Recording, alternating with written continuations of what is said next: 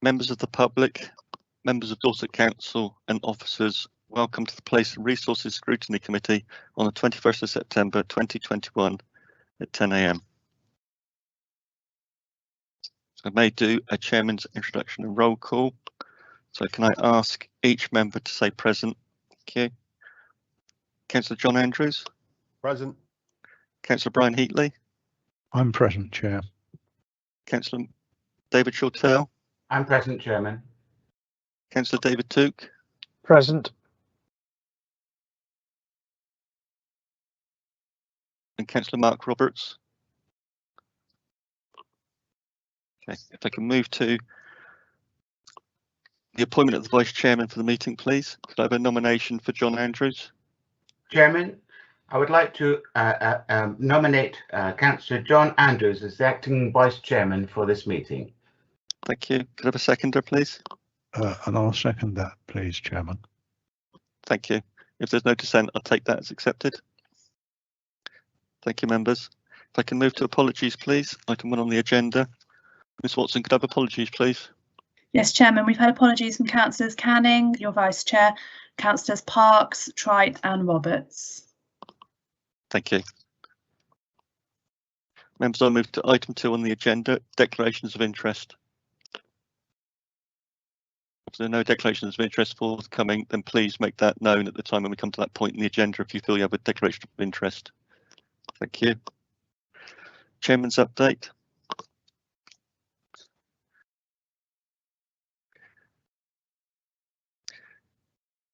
Chairman's statement, virtual committee meetings. In the light of the situation with COVID-19 case rates, Dorset Council's Chief Executive, Matt Prosser, has exercised his delegated powers to continue to hold virtual informal committee meetings. Where a decision is required, committee members will express a minded to decision in respect of the recommendations set out in officer reports, with decisions being taken under officer delegated authority in the light of minded to decisions expressed by members in the virtual meetings. Any decisions or recommendations required will be confirmed by the appropriate officer at the conclusion of the committee's debate on the agenda item. Now we'll move to those officers attending the meeting for the overall agenda.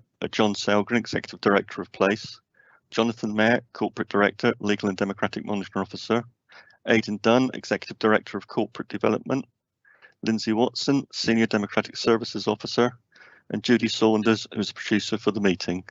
And other officers will make themselves known when we come to the agenda items.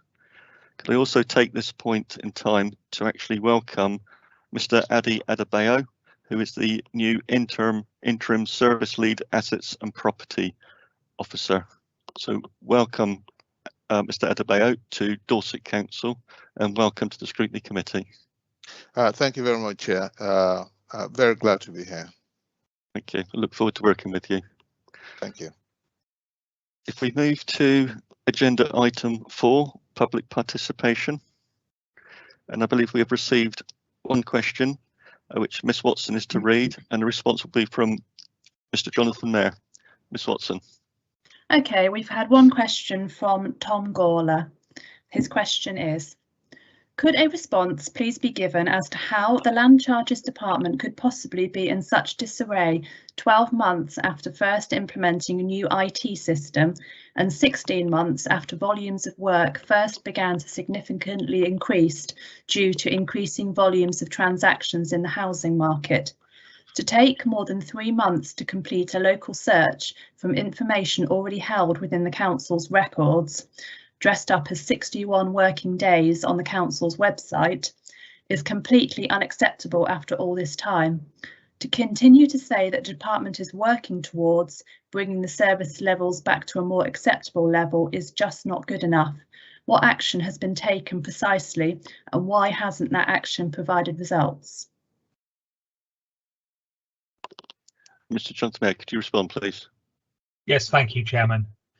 The purpose of the item about land charges on your agenda today is to enable councillors to enquire into why there are delays in responding to searches and the steps that are being taken to improve the service.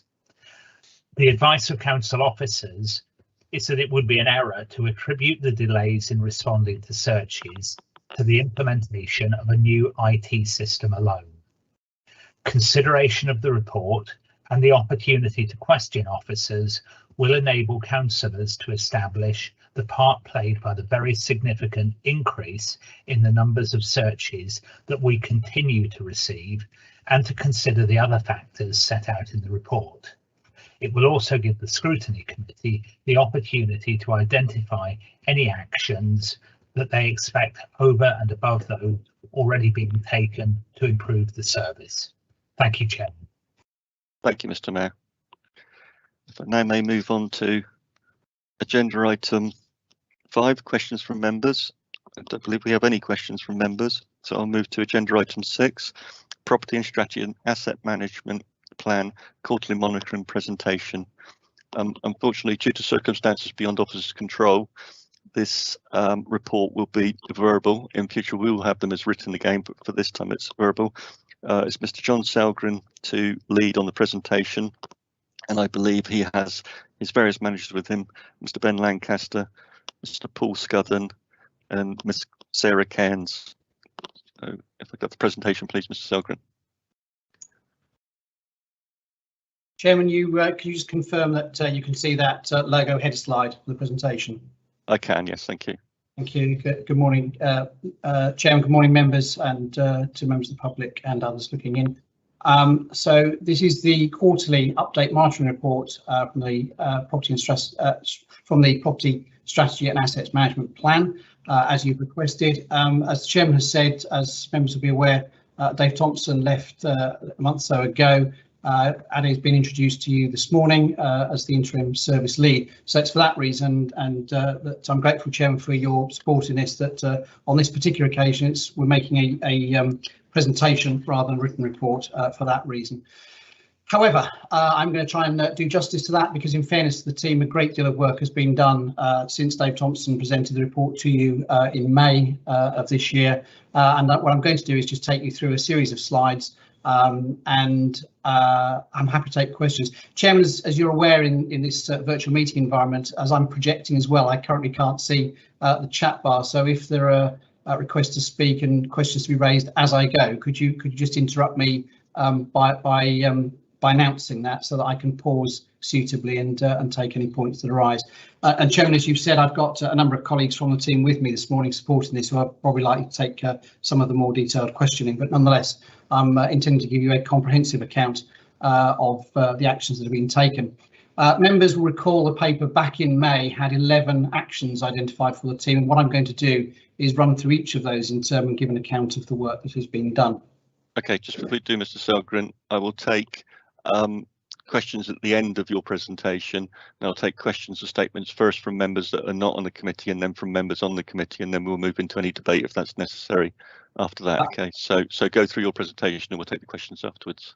Thank you, Chairman, for that clarity. So I'll do just that. And if I may, Chairman, if members do want to raise points, there's quite a lot to get through. So in raising the questions, if members can perhaps record the action to which their question relates, then I can make sure that I and the team answer precisely the matter that they've raised. So the one you currently have on the screen, this is the first action. This is the review of the Council 223 operational assets. These are the assets that the Council has to run its own day-to-day services. So libraries, depots, centres for the provision of adults and children's services, those sorts of things.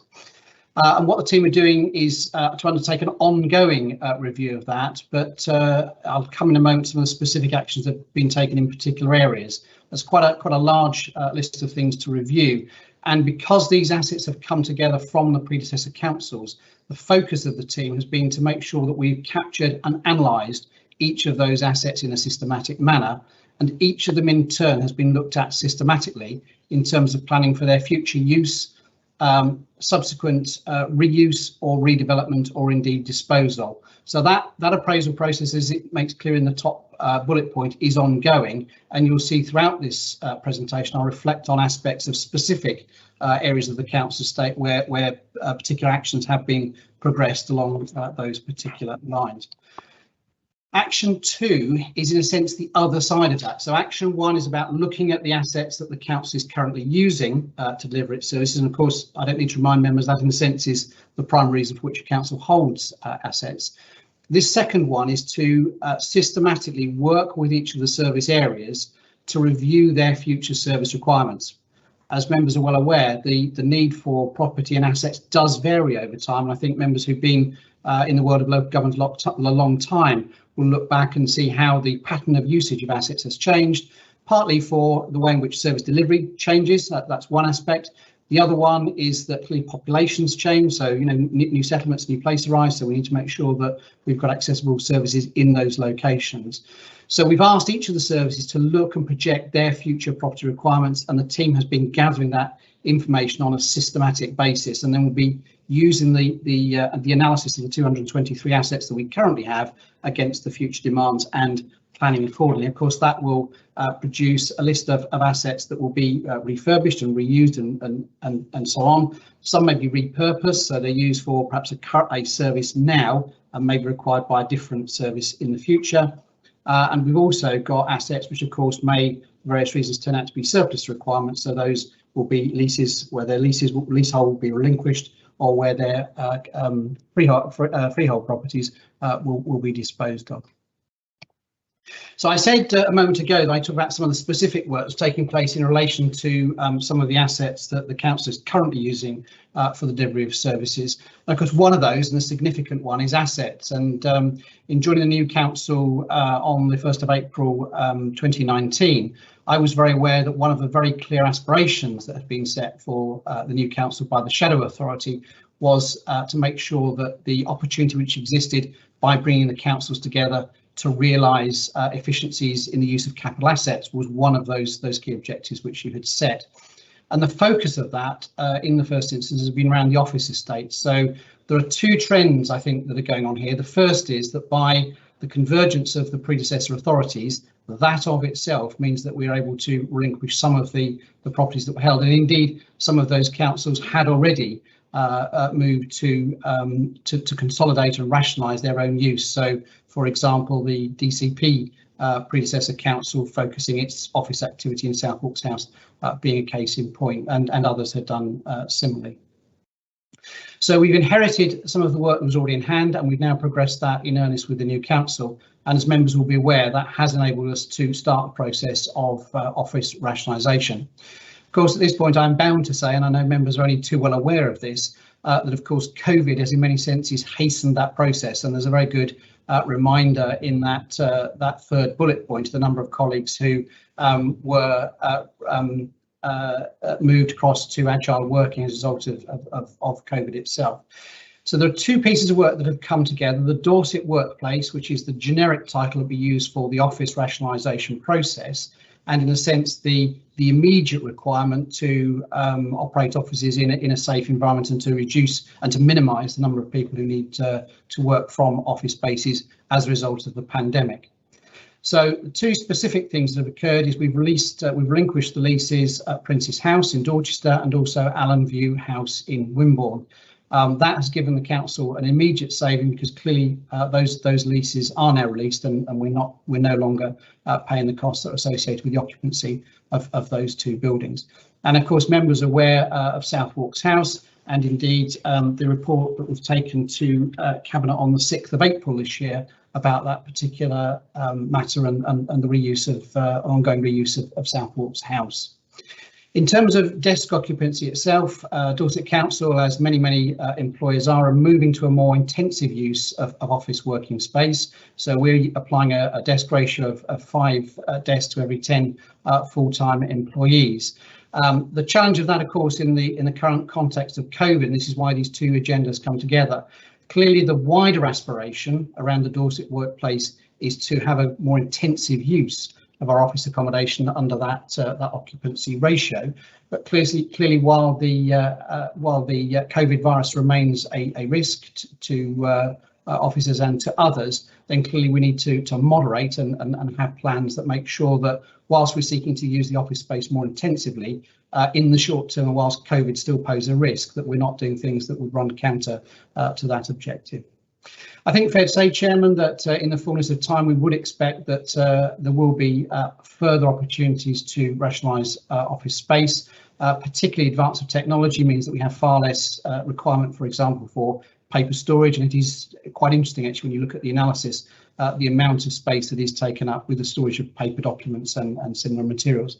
And of course, with a move towards digital preservation of materials, that offers further opportunity. And I think, in fairness, that future ways of working are likely to reflect a lesser need for office type occupancy.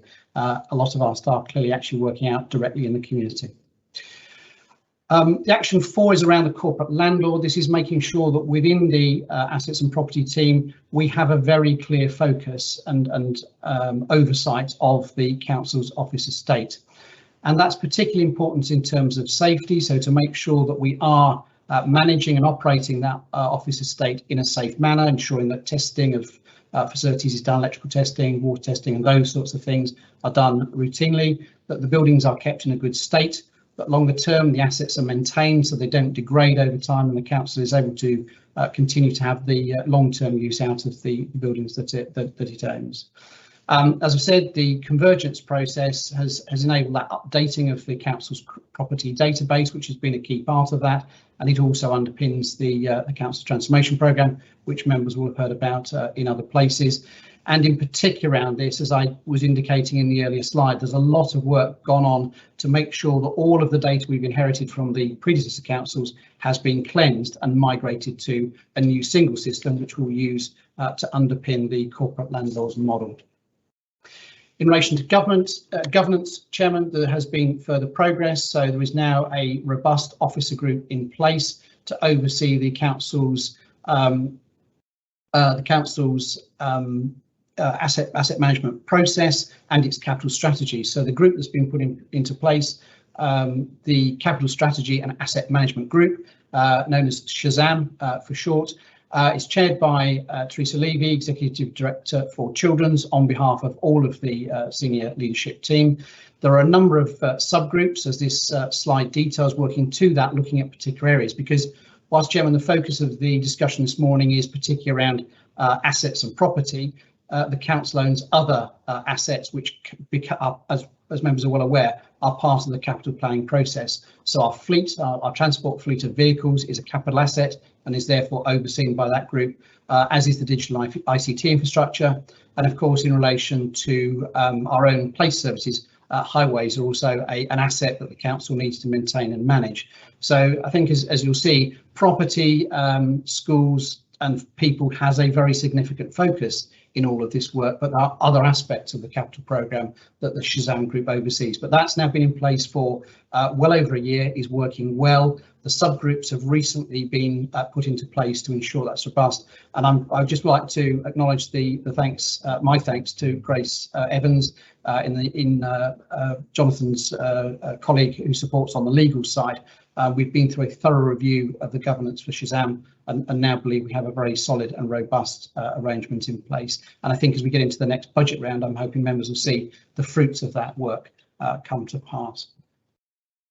On resourcing, again, a significant piece of work, and I really wouldn't underestimate this. And again, just grateful to Dave Thompson, who oversaw this piece of work as corporate director. The team has had a complete top to bottom service management review, and also the team structures review has been completed as well.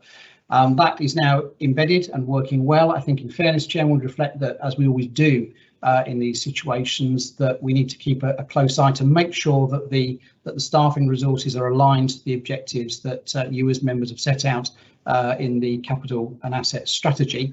And for that reason, we are currently in the process of beginning just a 6-month review, just to make sure that the team structures and staffing resources are aligned to be able to deliver the objectives that I'm describing within this presentation this morning.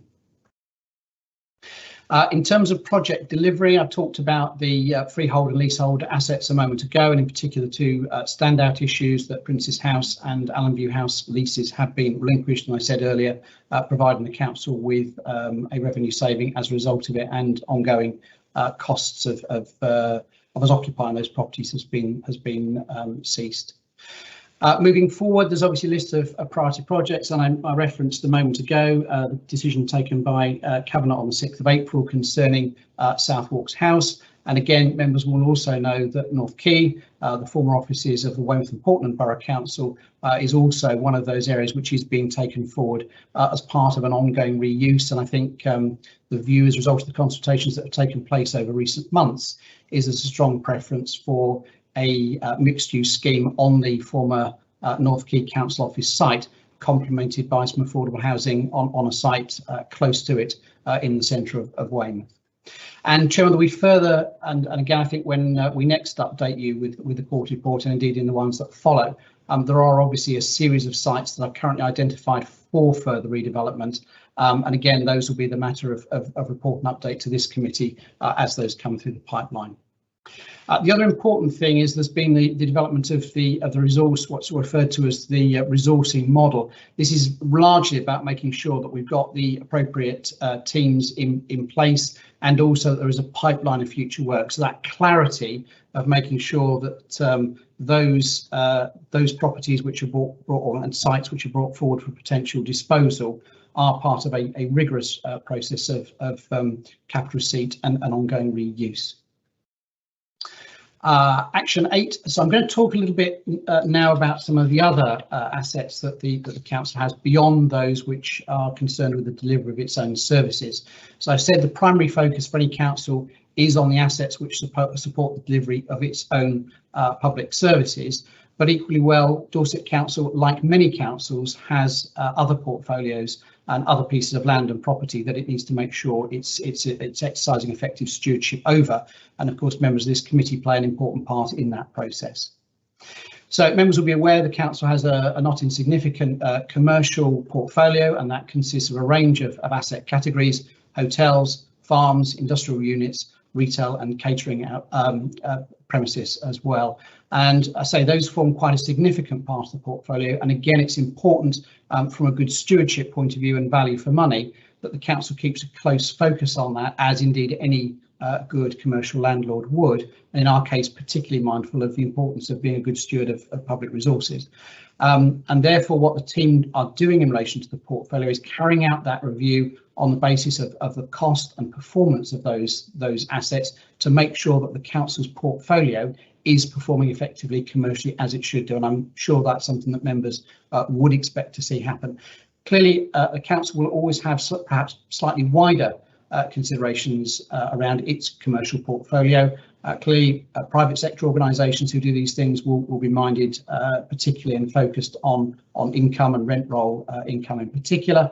As a council, clearly we need to do that, and we are required to do so by government who does make sure that we do steward those resources well. But clearly, as members will appreciate, the sorts of asset categories that the council has does offer a significant opportunity for us to ensure that in running a commercial portfolio, the council is also mindful of the economic impact of the commercial portfolio that it operates, in particular, but not exclusively, in relation to our town centres. So there's an opportunity there for the council to make a very clear linkage between its role as a commercial landlord and responsibilities it has in relation to the promotion of economic growth and development, which of course I needn't remind you is one of the key priorities within the council's plan. So on this particular matter, again, there's ongoing work, and I would expect, Chairman, as the last bullet point makes clear, that we would expect to update you again when the next report is brought before this committee. In addition to those commercial assets and the ones that the council holds for operating its own services, there are inevitably a series of other things, often a piece of land that the council will acquire as part of compulsory purchase or other schemes, often as part of highway schemes. It will have kind of small parcels of land, or indeed from time to time pieces of land will come into the council ownership for a whole variety of reasons. So again, it's very important that the council is looking at those carefully and making sure that we are finding effective ongoing uses for those. And where we are holding them, it's clear that we have some longer term purpose for doing so. And members recall that recently the Cabinet took a decision, considered a report and then took a decision concerning the asset transfer process, so that there's a clear aspiration that those smaller assets for which the council doesn't have a use, community, particularly town and parish councils, but other community bodies, would have the opportunity to approach us and ask whether the council will be willing to transfer them on the basis that those community groups might be able to make better, more effective use of those pieces of land in particular, but also smaller buildings, which could be more beneficially deployed for public use by those organisations than they can by the council itself. And then there was also within that paper some discussion about the larger assets. So we members will be aware some of the predecessor councils had embarked on a process of discussions about transfer of assets to particularly to the larger town councils, but indeed other town and parish councils as well, and in certain cases to community groups. And that is a piece of work that is going on. Cabinet has been very clear that what the council should seek to do around this is engage with a specific number of organisations who would like to take that transfer process forward, and actually to work those through in delivery. Once those have been delivered, then to take a second number forward, or bring a second number forward. So I think what members will see with this is a rolling programme of that asset transfer process. And again, Chairman, I think this is something that would be helpful for us to update you on in subsequent reports. So again, as you're seeing here, there's a lot of work that's ongoing at the moment and continuing right through until effectively this time next year.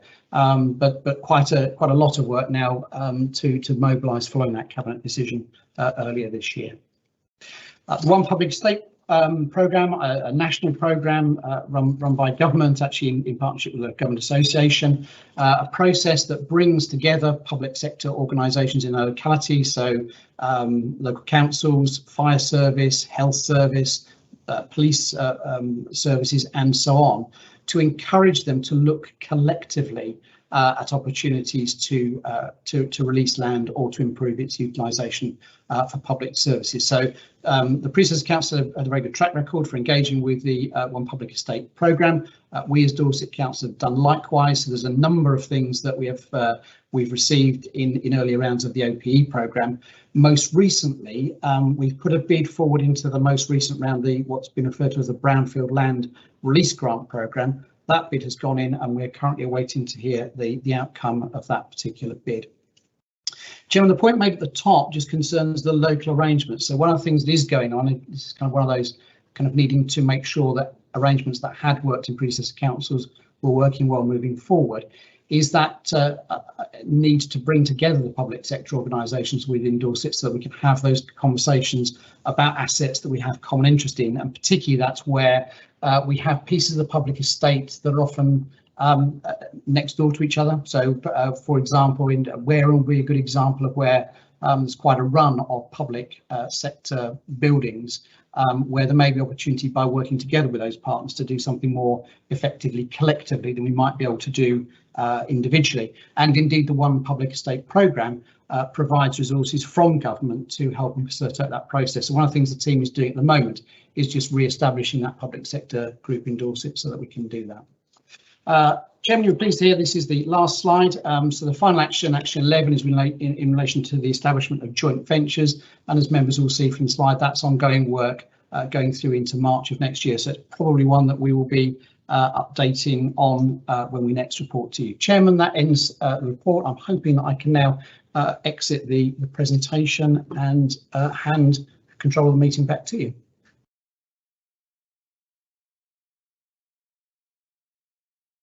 Thank you, Mr. Selgren. Fully comprehensive report, done at breakneck pace. Well done. I was struggling to keep up with my writing. Okay. Hello. Chairman, I'm here.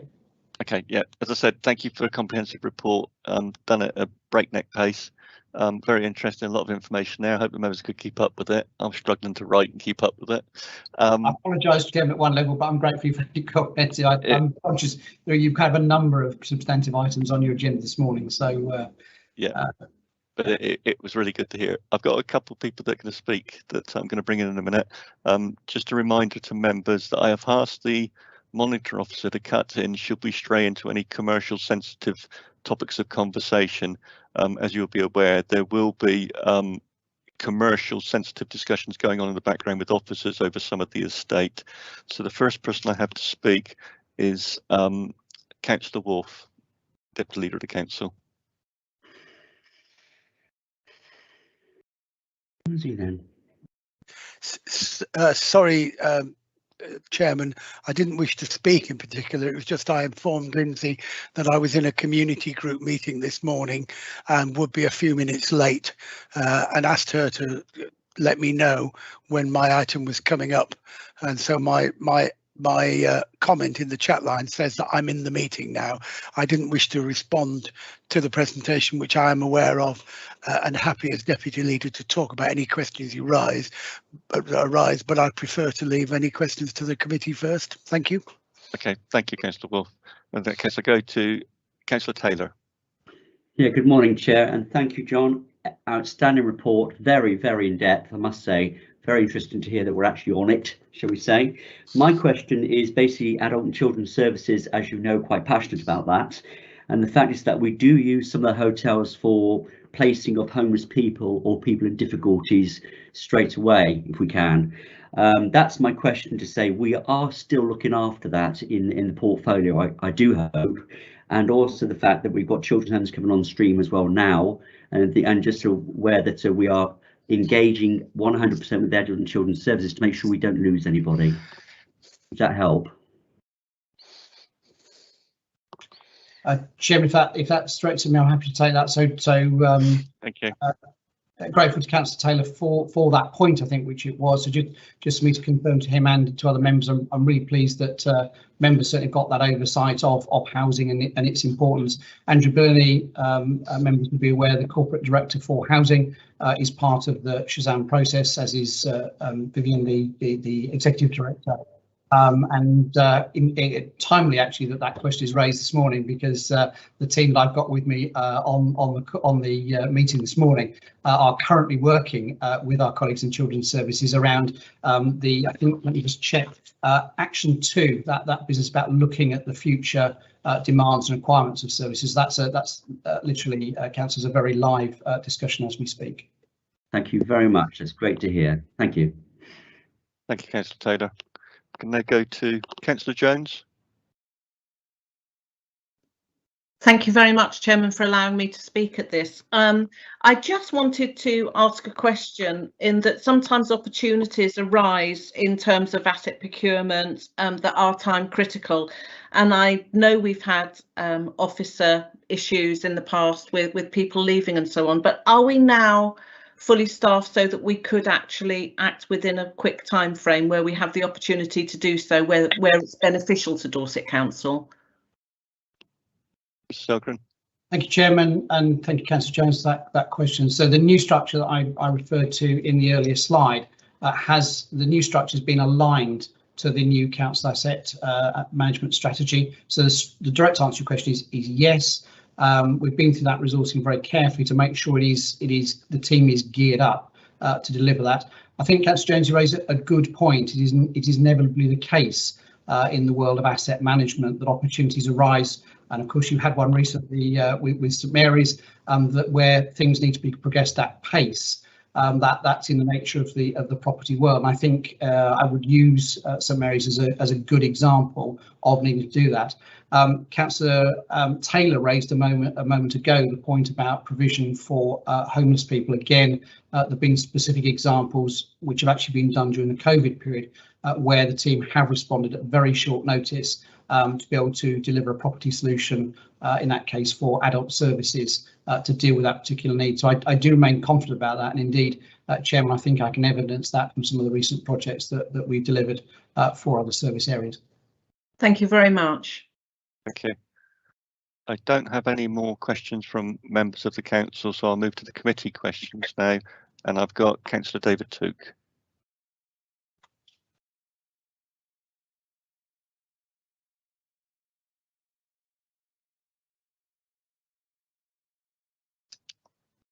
Councillor Took. Thank you, Chair. Can you hear me? Can hear you, yes. Okay, thank you. Just as you were introducing that, my internet wobbled. Thank you. Thank you, Mr. Selgren. That was an excellent presentation. Nothing really to worry about in that, from what I saw. It seems to be under control, which is very good. A couple of queries on action 8 and 9. We're talking about selling assets. What's the in terms of the costs and benefits and the analysis that's done to each asset? Will councillors be given details of what those cost benefit analyses are before the asset is sold? And then my second question is on action 3, and it's a small point really, but I took from what you were saying that there'll be a digital archive rather than a paper archive of most things going forward, which I guess is perfectly normal. One of the big benefits of paper, of course, is you store it and leave it, and it as long as it's stored properly, it lasts. If you do that with a digital archive, in 10 years' time, you can't read it. So I'm assuming that there are measures in place to keep updating that digital archive so it is continually accessible. I'm sure I'm not the only one who's got 8-inch floppy disks I can no longer read. But those are the two points. Thank you. Okay, very good points, Councillor Took. Mr. Selgren. Thank you, Chairman. If I may, could I take those in the reverse order? And again, Councillor Took raises two important and pertinent questions, which just allow me perhaps to expand on some of the points I made earlier. So I would absolutely agree with him. This difficult question, paper in a sense, is always there. Although I would observe many members will recall the early days of photo copy paper that was used. It didn't last forever because I think it uses a photographic process. And of course, the same can apply to paper. The composition, as members well know, of modern paper means that it's not indestructible and doesn't last forever. Perhaps we need to go back to recording on tablets of stone, but perhaps not. So the point that Councillor Took raises is very pertinent. So one of the things that we've done is bring together all of the archives ranges. I've talked a lot about convergence. So all of the predecessor councils had arrangements to store paper, documents, and so on. We brought all of that together under Lisa Cotton, who reports to me, who's the head of service for customer services, and under Sam Johnson, our archivist. Sam is providing that guidance to us about that whole issue. So there's a very live debate within the kind of archives world about the exact question that Councillor Took raises. What members are probably aware of is there's a lot of guidance coming from people like the British Library and the National Archive and so on about that very issue, to ensure that when we depend on ICT solutions to paper storage, we don't suffer that legacy issue that the Council described in relation to having a format or a technology that it can't be forward compatible. Chairman, if I may, if it would be helpful perhaps for an update on that on another occasion. I think members, or perhaps on a webinar, it might be helpful if members heard the work that is going on that. But I can assure Councillor Took and indeed other members on this call that the issue about ensuring that as we move to digital storage of records and digital preservation, to ensure that that is not something which is frustrated or lacks forward thinking due to changing technology, because it does remain a very live issue in the archives world. Sorry, it's a bit of a long response, but I think it is a very, very pertinent question, and we don't want to I think we all remember the sort of Betamax and VHS arguments of old, and certainly Sam and Lisa are looking at this issue, being very careful that we do opt for something which is accepted nationally as the standard and best practice, so that the council doesn't suffer having a legacy that it can't access, because that wouldn't be a good outcome. To return to the other point, I might invite Chairman just invite Mr. Ben Lancaster in to talk a little bit about how we look at the commercial estate.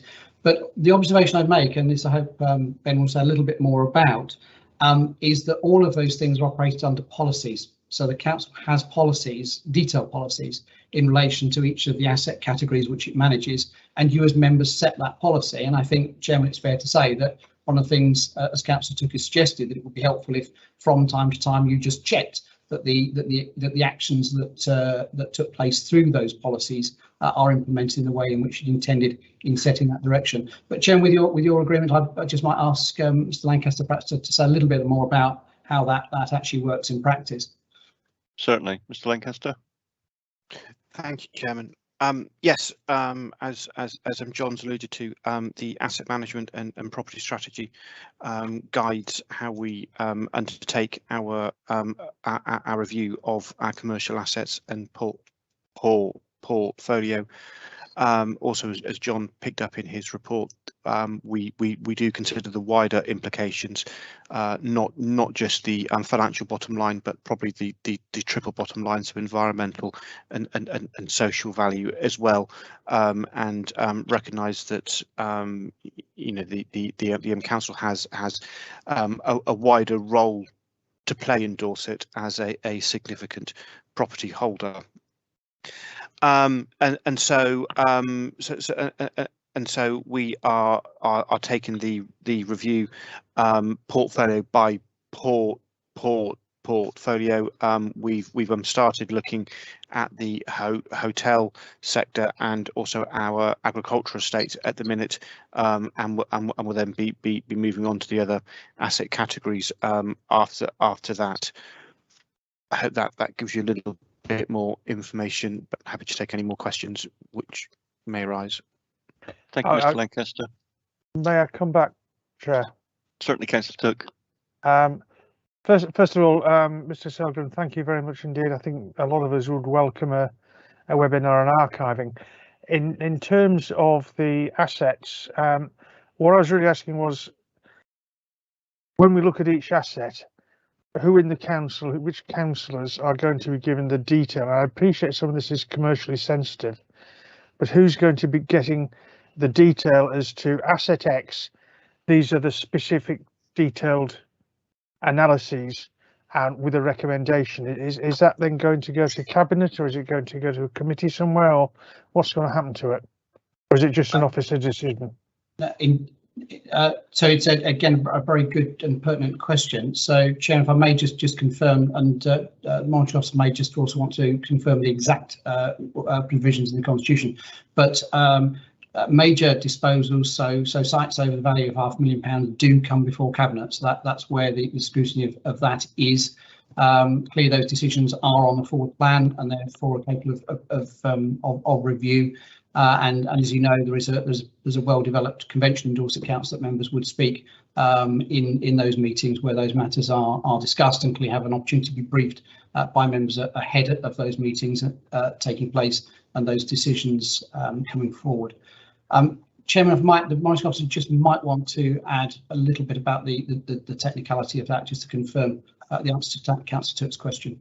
Certainly, Mr. Mayor.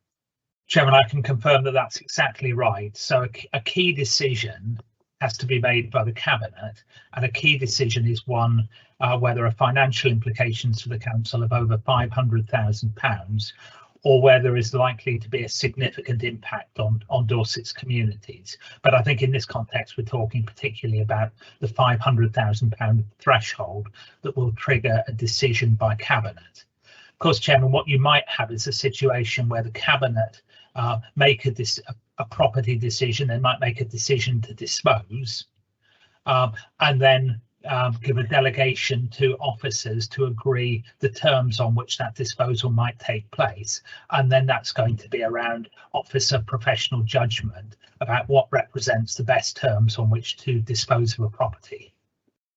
I hope that's helpful. Thank you, Councillor Thank Took. you. Thank you. Yes, thank you. That's very clear.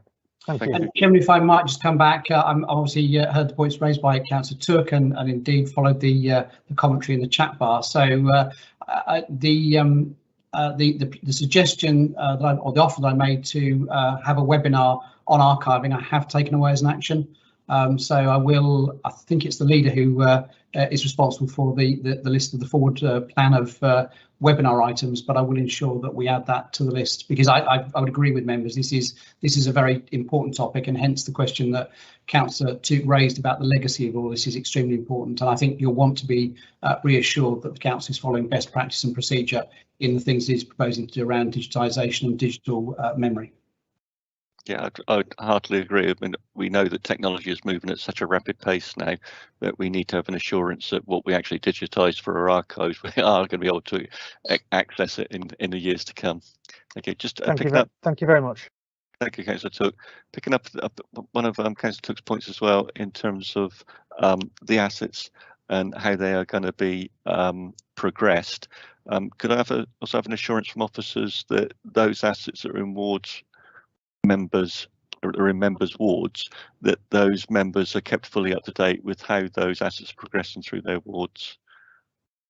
Chairman, I can give that assurance, and generally we've found it helpful on the projects I discussed this morning to had engagement with members, so we will do that. And if any members would like to contact me directly, or indeed members of the team that we have on the meeting this morning about particular assets that they would appreciate an update briefing on within their own ward, then I do extend that offer to you. Thank you, and also that we would take into consideration town and parish councils with that as well. Well, certainly I've made reference, Chairman, earlier on to the asset transfer process, and that is a very live discussion. We have scheduled in a meeting for town clerks to share effectively how the asset disposal process the asset transfer process that was approved at Cabinet will be implemented, to make sure that they can engage with that process in an effective way. And fair to say, I know that members of the team are working with a number of town councils as we speak, who have an interest in potential transfers. Okay, and I'm thinking also of those assets that aren't actually up for transfer for town and parish councils, but obviously maybe of quite historic or significance within their towns or parishes, that they would need to be kept fully briefed and updated as to what's happening with those assets. That's possible, yes? Yes, thank you, Chairman. I think the observation I'd make on that is we do try and keep an open dialogue with our town and parish council about those things on a regular basis. So Matt Prosser, Chief Executive, and I meet regularly with the clerks of the larger towns, who are in the main those who have a particular interest and locus in this issue. And through the Dorset Association of Parish and Town Councils, we're also engaging more widely to ensure that town and parishes are aware of the council's commitment around engaging in discussions with them about assets that they might want to take over the operational running of. Okay, thank you. Councillor Wolf, did you need to speak at this point? I did, just very briefly. I'm standing in for Spencer because he's away, so as Deputy Leader I take your point on webinar and archiving, and I will follow that up to make sure that it's fitted in, which I think is a particularly good idea. I will also discuss with John Selgren, because you've raised a number of points about assets and about making sure that people are informed. Can I just slightly reverse that? We had a situation a little while ago where a member put on the, all councillor, I hear East Dorset is going to be sold, this is terrible, etc. And there was no truth in it. Somebody was flying a kite. Can I ask that if people do hear a rumour, they don't immediately go into print, but go to John Selgren and say, can you tell me if there's any truth in this? Because there will sometimes be initial inquiries, and it might actually be quite difficult to keep everybody informed of every single inquiry, even however small. So if I can ask members to contact John Selgren if they hear something, because frankly there are some times when you hear something and it does demonstrate a degree of interest from somebody that we as a council have not yet heard from. So it works both ways, but I take your point entirely. We need to keep everybody fully informed of progress whilst maintaining commercial sensitivities in some cases. Thank you. Thank you, Councillor Wolf. Yes, just add to what Councillor Wolf has said on that point, because it is very, very pertinent. Certainly, it's very helpful, and I would absolutely take the suggestion that Councillor Wolf made, that if any members do pick up local discussion about particular assets of the council owns, please do point that towards me, because where we are able to talk about those things and discuss them with local communities, that is our preference.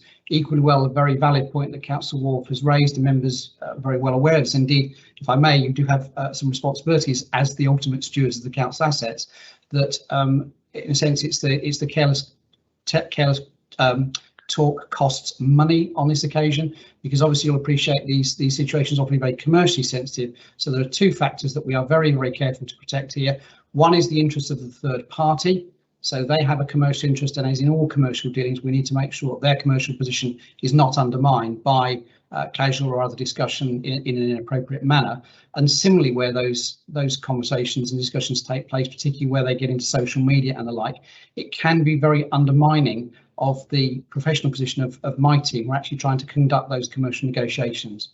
And I think, in fairness, members will know that St Mary's was a very good example of that, of where senior members were shared openly and widely within the council the progress that the council was taking towards acquiring that particular asset, but we needed to remain confidential. And again, I'd just like to acknowledge that the confidence that was retained by members around that issue did ensure that the council and ultimately the taxpayer got the most effective value for money deal from that discussion. So again, it's as Councillor Wolf said, it's that balance of being open and sharing and discussing, but equally being very minded that these discussions are often underpinned by very significant, because these are multi-million-pound sums of money, often commercial arrangements where we need to be very sensitive and commercially sensitive about not only the council and the taxpayers' interest, but also that of third parties with whom we're having those discussions.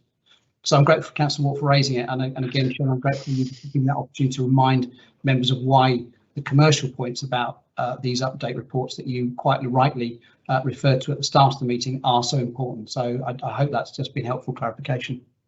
Thank you, Mr. Selgren. I would reinforce that from the chair from the Scrutiny Committee, that members should not be getting involved in social media without first checking with officers. So we don't put the authority at risk, and also those commercial sensitivities, and as you say, the financial implications that could come from it. Thank you. I've got next to speak, I've got Councillor Heatley. Thank you, Chair. Can I start by saying I'm delighted that the councillor raised the subject of digital archiving, and we're going to have a webinar on the subject. I seem to remember trying to interest the Audit and Governance Committee in what I called filing right at the beginning of my membership of the council, and we kind of forgot it. But that was prompted by an incident where I wanted to know what had happened, why something had happened to a particular road 10 years before, and there was no way of finding out. And I mean, organisations have to have an institutional memory, and that's extremely important. Anyway, that's an aside. First of all, thank you, John, for that very comprehensive account of an extremely complicated set of interrelated programmes. I remember very well of the various briefings we had right at the beginning of the council. The one that struck me most was the one where we were told just how many assets this council had, and we didn't quite know where they all were. We had a vague feeling we had too many of them, and that a huge exercise had to be undertaken to sort it all out. Now, I suppose we're now nearly halfway through the first 5 years of Dorset Council, and I suppose I came to this morning's report expecting to hear that there had been a certain number of significant disposals, decisions that this was going to happen or that was going to happen to a particular building. And you may get me wrong, but I thought I may be wrong about this, but the list of actual decisions and disposals is still pretty slim. You mentioned Prince's House, you mentioned Allenview House, and I'm not sure that back in 2019 we would have expected quite such a slim list at this point. Now, what worries me about this whole process is that you've got a huge set of interrelated actions here. So you really can't move until we know what our requirements are. That's on the operational side, but we're only going to sort that out in the next 6 months. We can't, we may find things being held up because we're involved in negotiations about your Action 10, the one public estate. The other assets you went through, we want to do it very well and negotiate with the town councils and the parish councils and community groups and so on and so forth, and give them their opportunities. Joint ventures we want to do, all that takes time, and all these things are connected with each other. I'm just a bit worried, and I think this may be what Councillor Jones was also getting at, that getting a perfect solution here, an absolutely ideal solution where we take an account of everything, is perhaps getting in the way of good solutions where we get through this exercise and no doubt perhaps make some money from it, and for it not to be quite hanging over us to the extent that it seems to me this is now. I think I'd want to urge you to be not too precious about making sure everything is perfect. Thanks. Noted, Chairman. I think in fairness, and that's why I may want to raise just at the end of this item, if I might, around that side. Quite rightly wanted a quarterly report, and that's a good thing, and that's good stewardship and good governance. But equally well, as Councillor Heatley's indicated, property matters. You know, move at a particular pace. We've been discussed about planning. We've had a number of sites with complications about ultimate ownership and those sorts of things. I think the reassurance I would give Councillor Heatley and other members on the meeting this morning is that there are trying to avoid, because this is not site specific about a whole load of particular locations. But as I was alluding to in the earlier part of the presentation, there are a number of other sites currently in the pipeline, which I'm hoping that when we update you next time, I think that will show the progress that Councillor Heatley was referring to. So I think we all share that aspiration, that the opportunity by creating one council and to relinquish some of the assets that weren't required due to the efficiencies gained is a process we've started. And I say it is one, in fairness, there's quite a long lead time to it, I think, as he recognises, but I say I'd be confident, Chairman, that by the time we next meet, there'll be some specifics that we will be able to report on at that stage that are currently in the pipeline, including because of that commercial sensitivity issue. I'm not able to go into detail on this in this meeting this morning, but I think I can, and we will be able to give Councillor Heatley that reassurance when you take your next update report. Okay, Councillor Heatley. You'll come back. Yeah, can I come back very briefly? I mean, I think actually it means that it behoves us as councillors when we do get actual proposals beginning to happen and be delivered, for us not to besiege you with the concerns that you haven't considered this, or you haven't considered that, or you haven't considered the other. That's always going to happen, but I hope that a bit more bias in terms of getting on with it might be a good thing.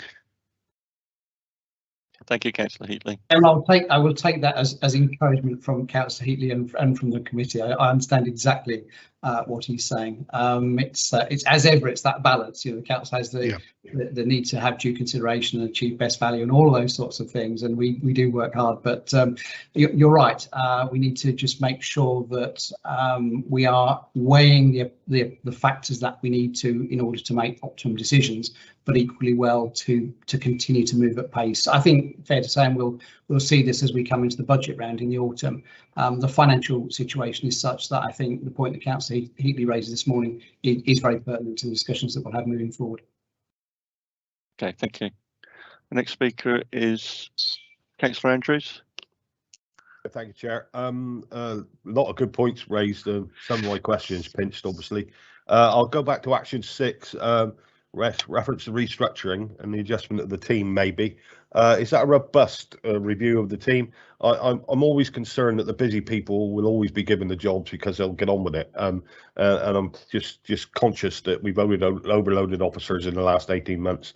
I'm really concerned that we're not going to overload some of those officers because they are naturally busy people. So that was my first question on Action 6. Action 7, we've done some good work on major priorities. But are we looking at the small stuff in the background, such as little parcels of land on business parks and things like that could be sold, that would be easy wins that we could get some money in from and put that land to good use? So, you know, there's several in business parks around this area that we could dispose of. So I'm just concerned that we're not maybe doing the background work on the small wins, you know, because we're concentrating on the big ones. So I totally understand why we're doing that, but something could be going on in the background. Action 9. Councillor Andrews, can I just get Mr. Selgren to answer those first two, and then I'll come back to you? Yeah. Thank you. Thank you, Chairman, and thank you, Councillor Andrews, for the question, because the two actually come together in my mind. So again, just to take the points that way around. So certainly we are confident about that restructure that we did. It was comprehensive, as said in the presentation. It was top to bottom, and it was about getting resources into the right places to do that priority work. Now, I'm bound to say in the same breath, and I think in some senses Councillor Andrews has made the point for me, the amount of work that the team have on is considerable. And again, I think it refers back to the point that Councillor Heatley was making a moment ago. So in as far as we've got the right resources in the right place, answer yes, and I remain confident about that. In terms of the transfer of the small assets, again, Councillor Andrews makes a very pertinent point, actually, because in looking at that asset transfer process, one of the objectives that Councillor Ferrari, as the portfolio holder for assets and property, set very clearly for me in that was to make sure that the work necessary to deliver the transfer of those small assets was efficient in the use of the time of the team, i.e. on officer time. And so that's the balance we're trying to take. So it's for that reason that his direction to us has been clear about, on the larger asset transfers, to take a manageable number of those and to deliver those, and then to have a second and a third and a subsequent round of them. So I think I hope that gives Councillor Andrews reassurance on that matter. Similarly, on the smaller asset transfers, the same issue applies, and Councillor Andrews gave some good examples of the sorts of things that we're talking about in that context. And the same issue applies there. What the team are currently doing is putting in place an online process to deal with those, because these are relatively small, as Councillor Andrews is indicating, quite small sites, which if we spent a lot of time on them could take a lot of staff resource, and exactly as Councillor Andrews is indicating, slow us down on doing some of the bigger things, point Councillor Heatley was making only a moment ago. So that is the thinking there, that what we want to be able to do is continue to do those things, both at the larger asset transfers and indeed at getting rid of and offloading those things that the council, that communities may be able to benefit more from if they're handed over to those communities. But to do that in a way which is not drawing and distracting resources from some of the other big projects that I've described to you in the presentation this morning. So again, Chairman, just to thank Councillor Andrews for actually a really a question with considerable insight, which I hope has enabled me to give you that perspective on how the team is working to manage that quite significant workload in the round. Thank you. Okay, thanks, Andrews. Yeah, action 9 I'll come back to, so thanks for that answer, Mr. Selgren, that's excellent. Action 9, I go on to an asset that's not always identified as an asset, and that's roads. You know, there are not just us in my ward, but in other wards there are roads that are not adopted, that have clearly been maintained by the old Dorset County Council in the past. And funny enough, when people come to build something next to them, they say, well, that's not an adopted road. What do we do about getting those roads adopted? Because I know one in my ward is holding up a development of 10 houses that would be social housing. So it's a bit of a problem. And finally, action 10, are we identifying any pockets of land that could be used by town and parish councils for community land trusts? That is a very important thing that we need to do. You know, we all know the housing problems we've got, and certainly for keeping youngsters in the county. So I just brought that point up, that's all. Okay. Thank you. Mr. Selgren. Thank you, Chairman. I'll take those in reverse order. So the answer to the question Councillor Andrews raised on community land trust, yes, and we are working with a number of town and parish councils on that matter as we speak, and we'll continue to do so. That's a very clear fit, I think, for Dorset Council and those councils on a matter of mutual and shared interest. If I may, Chairman, I think the roads matter is slightly out of scope from the discussion this morning, which is focusing on the county's land and property assets. But nonetheless, if I may, Chairman, Councillor Andrews makes an extremely good point, and either on a webinar or in another forum, I know that my colleague Mr. Matthew Piles and his team in Highways would be very pleased to brief members on the very comprehensive approach which they have around highway asset management. So Councillor Andrews is absolutely right. We take an asset management approach to the management of the council's highway asset. But if I may suggest, Chairman, that's probably just outside the scope of this report and this discussion. Yeah, thank you. It's a very good point raised, and as you say, I think that would be a good webinar for the future. I see that the portfolio holder, Councillor Bryan, is going to take that up with Mr. Piles, so hopefully we can progress that and get that in front of a webinar, hopefully. Thank you, John. Yeah, thank you, John. I appreciate those answers. Okay, I've got a couple myself, and that was, I think it was action 3, Mr. Selgren, and that was, will there continue to be hub offices, front of house services for Dorset Council in certainly in the major towns and geographical regions around Dorset? I know there's a view of going completely digital, but I think it is important to have a front of house service in various parts of the county. I just wondered how officers were progressing with that within this asset management plan.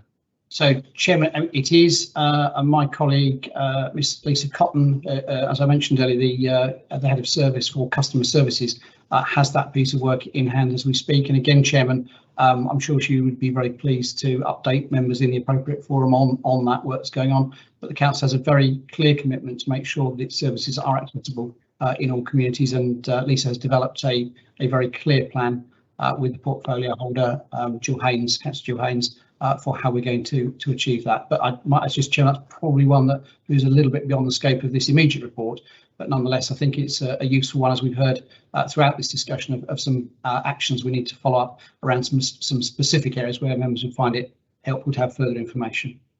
Okay, thank you. Can I then move on to, I think it was an action 3 as well, and it was the officer to desk ratio. What internal consultation has taken place to give us an assurance that we don't reduce officer space as a knee-jerk reaction to COVID? You know full well this is a topic of mine. I've got a concern around this, so I'm raising it again just to get an assurance within the committee that we are doing that internal consultation with our staff and with officers. Indeed, Chairman, you and I had the opportunity to speak about that today, so I'm glad you've raised it in the public forum. So the Dorset Workplace programme, as I said in the presentation, is being led by David McIntosh, who's the Corporate Director for HR. I think, in fairness, David is reporting into a number of member forums, including Audit and Governance, and Councillor Wharf is on the call, who may just be able to confirm that. Let me just talk a little bit about the consultation.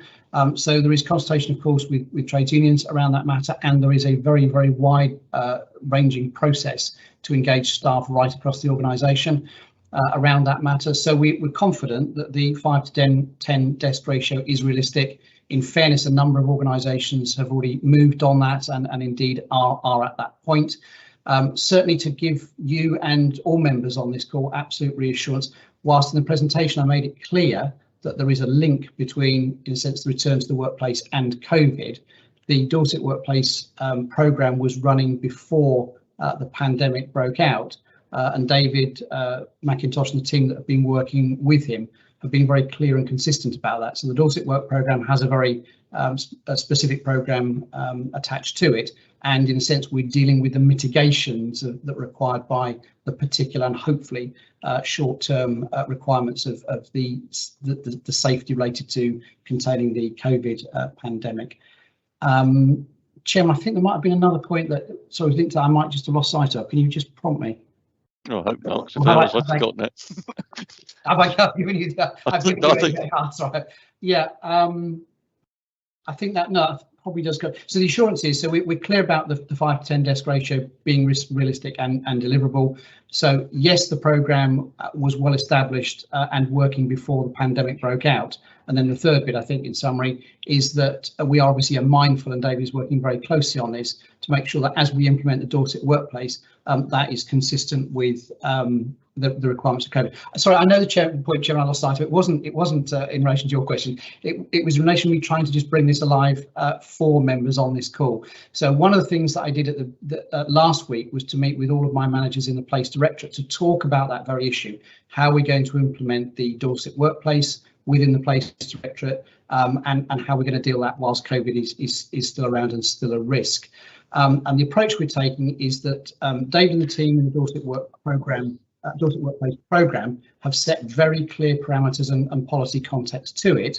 What we're asking each manager to do is look at how they're going to implement that within their particular area of work, because as members well know, just take my own functions within the Place Directorate, you know, the delivery of those is highly variable. I was out with the team in bereavement services in Weymouth yesterday and talking to the manager there, very clear that the challenges they face, for example, in bereavement services are different to those which they face, for example, in the waste service. So what we're trying to do around the implementation of all of this is to have that corporate consistency and commonality of approach yet making sure that the on the ground response is capable of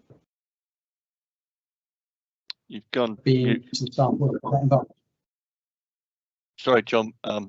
Selgren, we lost your I lost your audio at the end of that. I probably rambled on a little bit, so I hope you've got the gist of that. If you want to come back to the supplementary, by all means. Okay.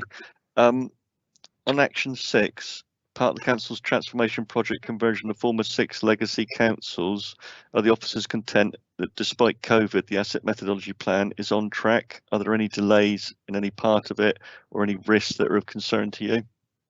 No, fairness, I think the team have worked away very well. I hope this morning what I've done is to give you an account that on all of the actions that you reviewed when you looked at the report in May have been progressed to the timescales that were agreed. And again, I just want to pay tribute to the staff, because there are the 2 bits here, quite right, as you said, and I've reminded you in the presentation, the team have been through a very large, significant restructuring during that period, and particularly the team in property and assets have had to do a lot of additional work because of COVID. So to make sure that our buildings and our public spaces are COVID secure, have implemented the Dorset workplace.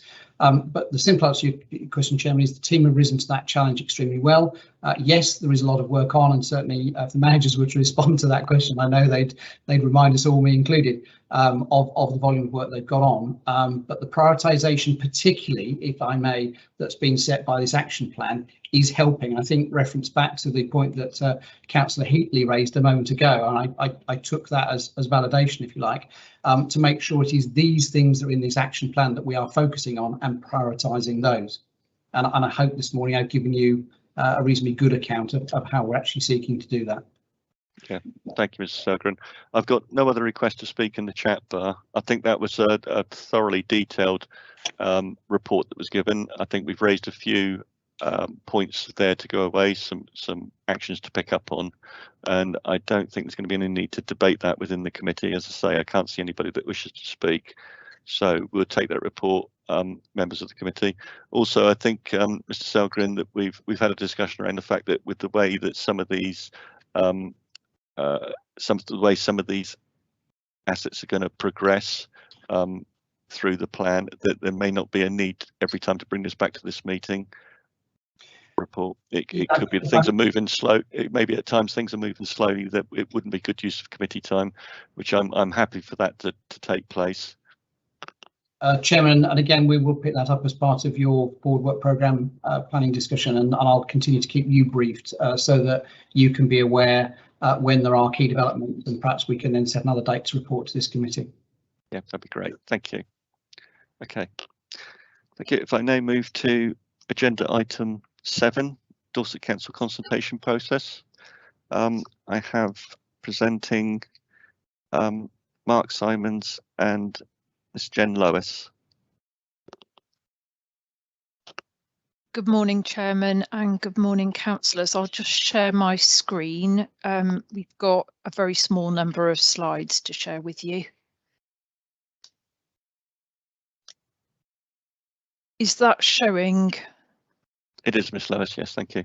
Great, thank you. So just to introduce myself first, so I'm Jennifer Lois, I'm Service Manager for Communications and Engagement, and the Council's consultation function is within my service.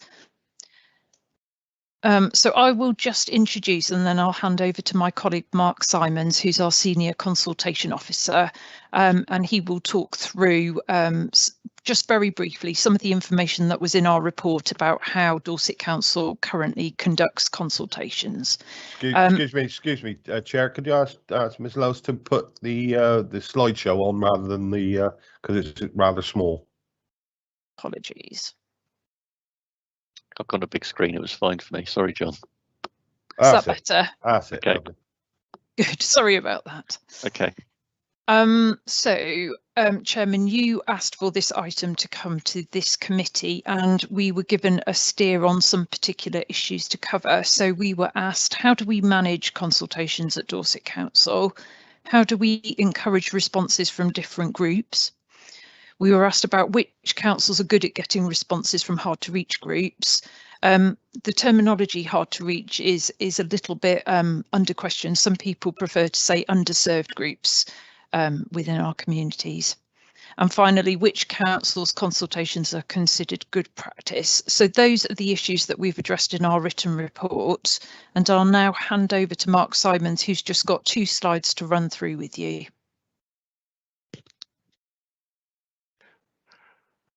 Right, good morning. Yeah, thank you, Jen, for that. I'm just going to run through very briefly. I think you have the full written report, which gives more details, but basically consultation, the corporate consultation function is two officers, specialist officers, and we provide an in-house service. So we provide support, direct support from major statutory consultations, and particularly controversial ones. We also provide some support for wider things like customer satisfaction surveys and things that drive service improvement. So we help in the design and the delivery and the analysis of consultations, so setting the questions and working closely with comms to deliver those consultations. And also, finally, we write up the consultation, so that's a statistical analysis of the what people have told us, and this leads to policy creation for the council. Very important thing, we work closely with the council's legal team. As you may well know, consultation is very much a legal process with many pitfalls. We follow what's called the gunning principles. These are quite clear and helpful. We need to be asking the public or consultees at the formative stage of things. So this is when we're actually where people can actually have an impact on what we're trying to do. And then people have to be given the prospect of what's called intelligent consideration. So this is, we need to provide them with enough information so they can tell us what they think. It's an important part of it. And then thirdly, adequate time. There's no set time for the length of consultations nowadays, but it's important that we consider things like school holidays and other times when it might not be appropriate to consult. And finally, the council needs to take into account what people have told us. And that's important too. So one element of it, not only do we need to meet our legal requirements, but we use specialist software. Our software is a product called Snap, which is a professional product. We try hard to gain a good response, and I think you can see in the appendix that there's a list of consultations really carried out over the last year. It isn't all about numbers, it's about the quality of the responses, and it's about how that can tell us what we need to know. So and we do try very hard to reach groups, particularly young people. It's not always that easy. Young people are used to things like TikTok and other very modern methods of communication, and we have to design surveys better. We have to try new things.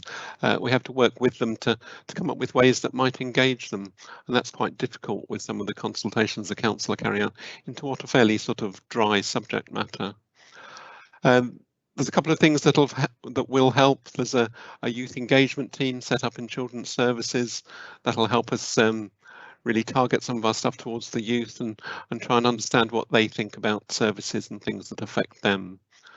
And also there's a new equalities, diversity and inclusion network, so that might help with some of the more hard to reach groups. And one key thing here, consultations aren't referendums.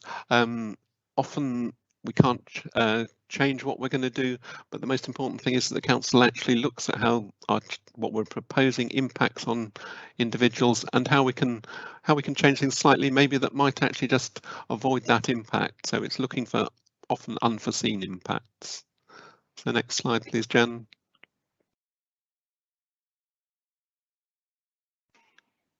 My Teams has frozen, that's helpful. Yeah. So I'll move on. Yeah. So it's very important when we do our consultations that we have a consultation plan and a communication plan. We keep those separate. The consultation plan lays out very clearly why we're consulting, who we're consulting with, and why we're going to do it. And the communication plan really involves things like stakeholder analysis. It looks at who we're trying to get to with our consultation and who we need to respond, and how we're going to do that, whether it'll be social media or whether it'll be press releases, or how we're actually going to take that forward. So in the old days, events and roadshows used to be quite a major part of consultation. We were often out in the streets speaking to members of the public, actually hearing firsthand how they, what they thought about particular issues. And it's always very good to have that direct approach.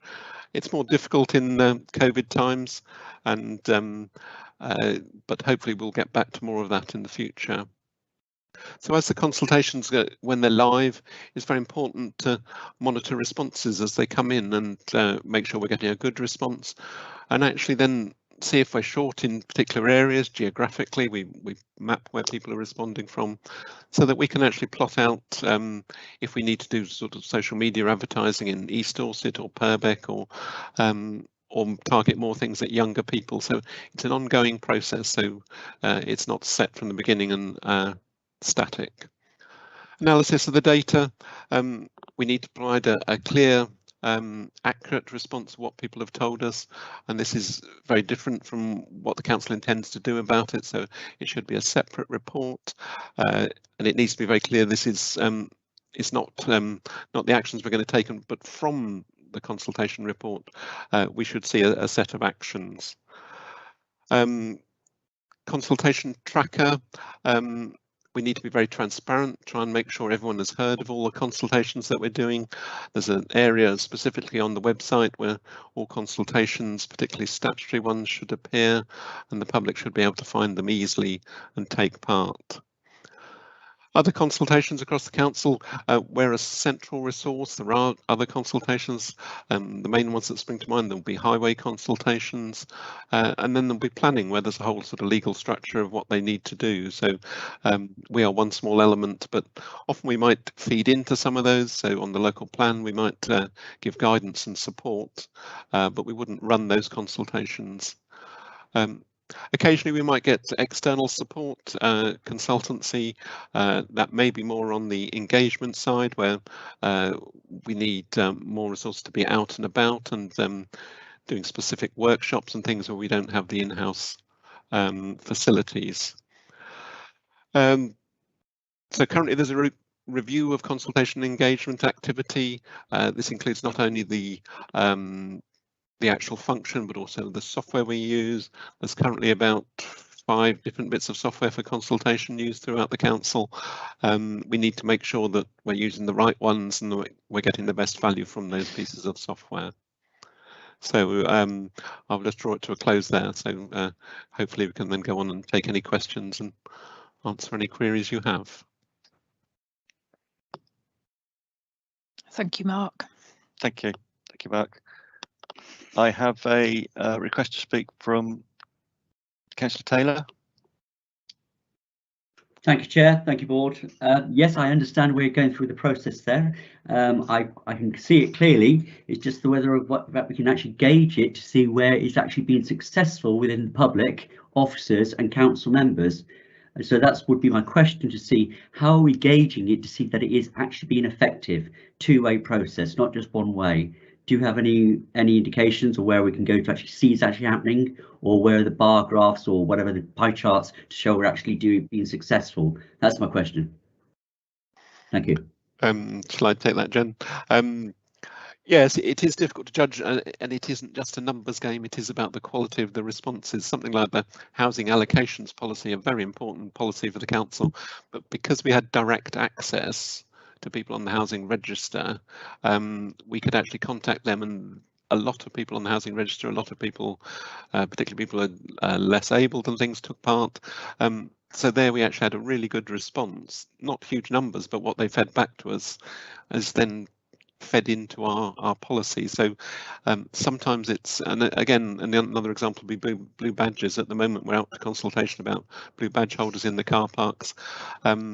Again, there's about 1,500 responses, which is good. That's a good, and that will help form the council's policy. So it's difficult because it isn't about saying we've had 50% responses from but we look geographically and we look at the quality. The housing allocation one was nationally praised as having very good reach, and as a very good example of a house, because all councils will be carrying out the same sorts of things, as a very good example nationally of how to do it. So praise like that is a good indicator we're doing it well, but it isn't solely about numbers.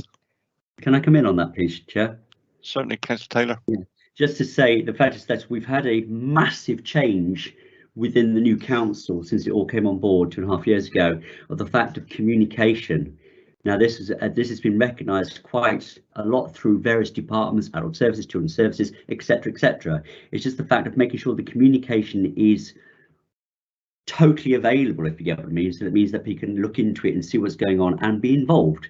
And that's where we had major problems in the first year of council, where the communication kind of just fallen flat a bit. And therefore, it's at last, I can seriously say, what your report today and other reports we've had, it's good to see that we are at long last tapping into the right areas. And I commend you for it, to say that actually we're going forward in the right direction. It's just I like to see a little bit more improvement, because it's people we miss are usually the ones the most important. And that's where I try and gauge it that way. Has that made sense? Could I come back on that, please, Chairman? Yeah, please do. Ms. Lewis. So I head up the communications service, and I don't quite recognise the description that you've given there. We have really effective communications in place to all our residents through a variety of channels. So we have non-digital channels to reach people who aren't online. We have channels right across the council. We use our local media to help get messages out. We have many thousands of residents subscribing to e-newsletters. We use social media very effectively, both organically and paid for. So there's a huge amount of communications work going out to different groups. And we're also just setting up at the moment a reference group to reach different communities in Dorset. So, for instance, communities with different protected characteristics. And I think that's going to be really helpful for shaping future policies for the council too. I'm not knocking the services, don't get me wrong, I'm not knocking them. I'm just saying that we identified that things weren't joining up. For example, like police and crime, child welfare, these things were at long last, we're just pulling it together. It's just I want to make sure that when the voice goes out, it's going out to everybody, so there is a total response coming back. I'm not knocking your community services, don't get me wrong about that. It's just that we're learning as we're evolving along here to actually be absolutely more effective than we can be. And that's where I'm trying to emphasise the fact is that we need to be better, even though we are, to understand the people that we're missing are the ones that are heard. Does that make sense? Yeah, thank you, Councillor Taylor. I think picking up on a piece of that is just wondering whether we do cover adequately all the social media platforms that children and younger adults are using. And I've got 2 children myself, and it's a struggle to keep up with them with all the different platforms that they want to use and they want to go on. And it's making, if I dare say it, making Dorset Council's communications within those platforms for younger children and for younger adults interesting, that they actually click on it and they actually get involved in it and take it on board, which is the problem, isn't it, is engaging with those younger people, because we're old fuddy-duddies that are dealing with the council and we're totally remote from their world and their life, and yet we obviously have a massive impact on their lives. We've got some good work happening on that shortly. So we did quite a bit of engagement with younger people during COVID, working with partners like the CCG and Dorset Police. But as Mark mentioned, we've got a youth participation team in children's services, and their sole purpose is about engaging with young people in Dorset. And we're going to be working directly with them and with young people to develop our use of social media. I think the most effective way to do it is going to be to work with young people themselves to create content and for them to tell us the best platforms to use, because like you say, if I tried to do it, I think it would fall quite flat on its face. So we need young people helping us to design this. I'm sure you'd be brilliant at it, Jen. Yeah, that's really good to hear. That's an exciting piece of work, so that is really good to hear. Thank you. I've got Councillor Bryant wishes to come in. Yes, thank you, Chairman. I really wanted to emphasise just how important this process is and how lucky we are to have a team that whenever I ask them to do anything, always deliver. I think it's important that we get the message across that consultation is probably the key to our success, and we need to make sure that we get it absolutely right. From my experience, and I've had a few of these over the last few months, we've managed to get enough responses from the general public to give us a guide as to what we want to do in the future. So I think it's important that we acknowledge the fact that our consultation process is probably one of the best that I have come across, and I've looked at several. I've taken part in several. It's not always easy because you don't always like the answers you get as a portfolio holder. I can tell you now that there's a number of times when I've had to change direction because of the result of a consultation process. So it's important that we as members, and I include all members in this, always get the message across when we've got a consultation process out there. We help the process by getting the message out, and that's by using, as I say, members, town and parish councils, every method we have to get the message out. And I just wanted to say, Chairman, that from my experience, we should be proud of what we've got. Is it perfect? Nothing is ever perfect, but we learn as each one happens and we change what we need to do. So I am very proud of the work we do on consultation. Thank you, Chairman. Thank you, Councillor Brown. Councillor Perry. Thank you, Chairman. Just picking up on the messaging around children's services and messaging with young people and how we're looking at different ways of engagement there, and our comms team have played a vital role in that. I know us as councillors, particularly those of us of a certain age, perhaps don't engage in some of the more up-to-date uses of communication that our young people are using, like TikTok, for example, or Instagram. We tend to be rather more, if we are on a social media platform, gravitating towards perhaps Facebook, or Twitter, both of which our comms team I know do use for use of engagement. I'd also like to reflect on the fact that we've seen changes in other local media as a form of communication. The demise of Wessex FM and the reformatting there into a more national brand linked to other stations has indeed lost some local content. But on the flip side of that coin, we've seen the emergence of a number of community radio stations who are very, very focused in their delivery. And I know our comms team are starting to build their engagement with them, for example, Abbey up in Sherborne or Alfred over in Shaftesbury. And I've been asked to speak on those stations for engagement. We've also recognised in areas where we need to have very targeted engagement with people.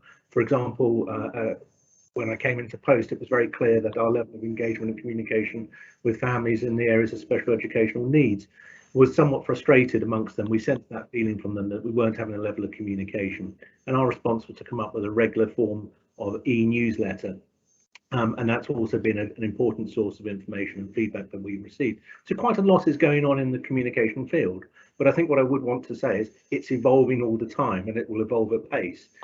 Our challenge for our comms team is whether we as councillors have to become bolder in areas such as TikTok, so that we engage with our younger people on platforms that you and I ordinarily perhaps wouldn't, Chairman, then that's the area we need to be looking at more at as we go forward. And that's all I wanted to say. But I'm delighted to hear and be able to confirm that, you know, when we did look at bringing some of our services back in-house around the sort of children's voice, children and young people's voice of the council, you know, it was very much to ensure that they were leading in the areas of communication and that we were learning from them. And not merely imparting our knowledge on them. Thank you, Councillor Perry. That's very well put, yes. And I'm quite proud of the fact that I've moved on from stone slabs myself, as alluded to by Mr. Selgren in the previous item.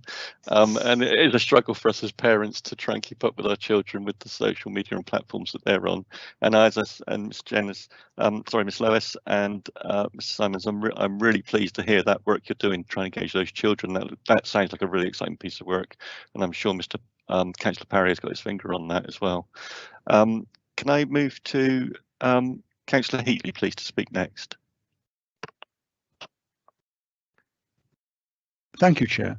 I think it's really great we're having this review of this subject overall, and basically most of the paper I'm entirely happy with. I've got a couple of points, a little one and a bigger one. The little one is as an external consumer of institutions consultations in the past, I can't stress how important the consultation, I've forgotten the word now, the list of consultations that are currently going on is. That is absolutely fundamental in the openness and knowing what's going on and so on and so forth. My larger point is this. Consider how we do planning consultations. Basically, we say, here's what someone wants to do. What do you think about it? And that's almost how it works. Whereas most of the consultations that this paper has been about are about consultations which are very much more structured, that you construct a whole series of questions or statements about what the policy may or may not be in the future, and then you ask, do you agree, do you not agree, and so on and so forth, so you can count up the answers. Now, I sometimes think that process goes a bit too far. I know, and I take Mr. Simon's remark, which he said twice as a text here, is not all about numbers, it's also about quality. Yes, I can see why you want to do that, so you can count up, and that's an important democratic principle in interpreting the results of the consultation. But I hope that in all our consultations, somewhere there is a big open box which says, do you have anything else to say?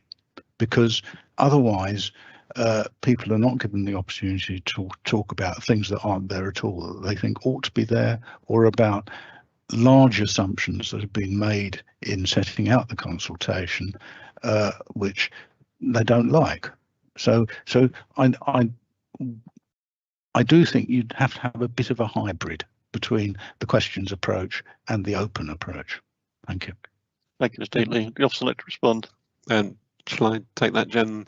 Thank you. Yes, that's a very good point.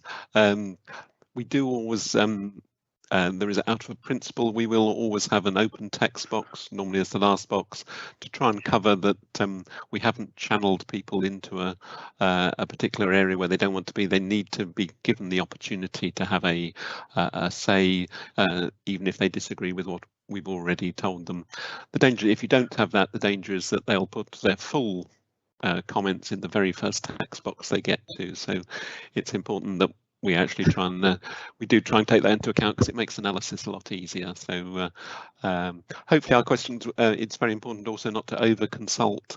We need to keep our consultations as short as possible, and the questions, on every question we always need to ask ourselves, what are we gaining from asking that question? What information will we get back that is important to the analysis at the end? Thank you, Chairman. Thank you. Thanks for that. I'm obviously not the only person who uses the first text box. Okay. Thank you, Councillor Heatley. Okay. Can I have, that's on page 7 and 8. You've mentioned about the, just find it in my notes, the youth engagement team, which I think is an in-house team working with children's services, if I've read that correctly.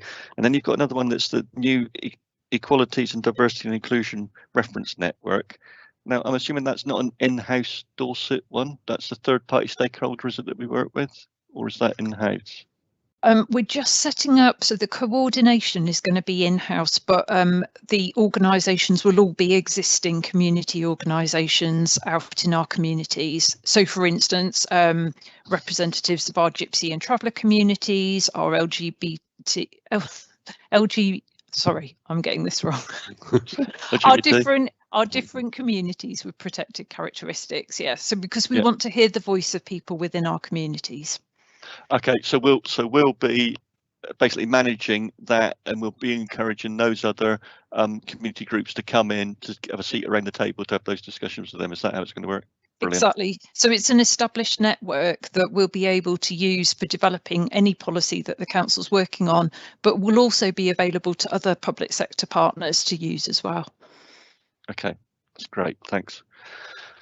Okay, I just want to go to the appendix you got of the various Appendix A of the various consultations that have taken place.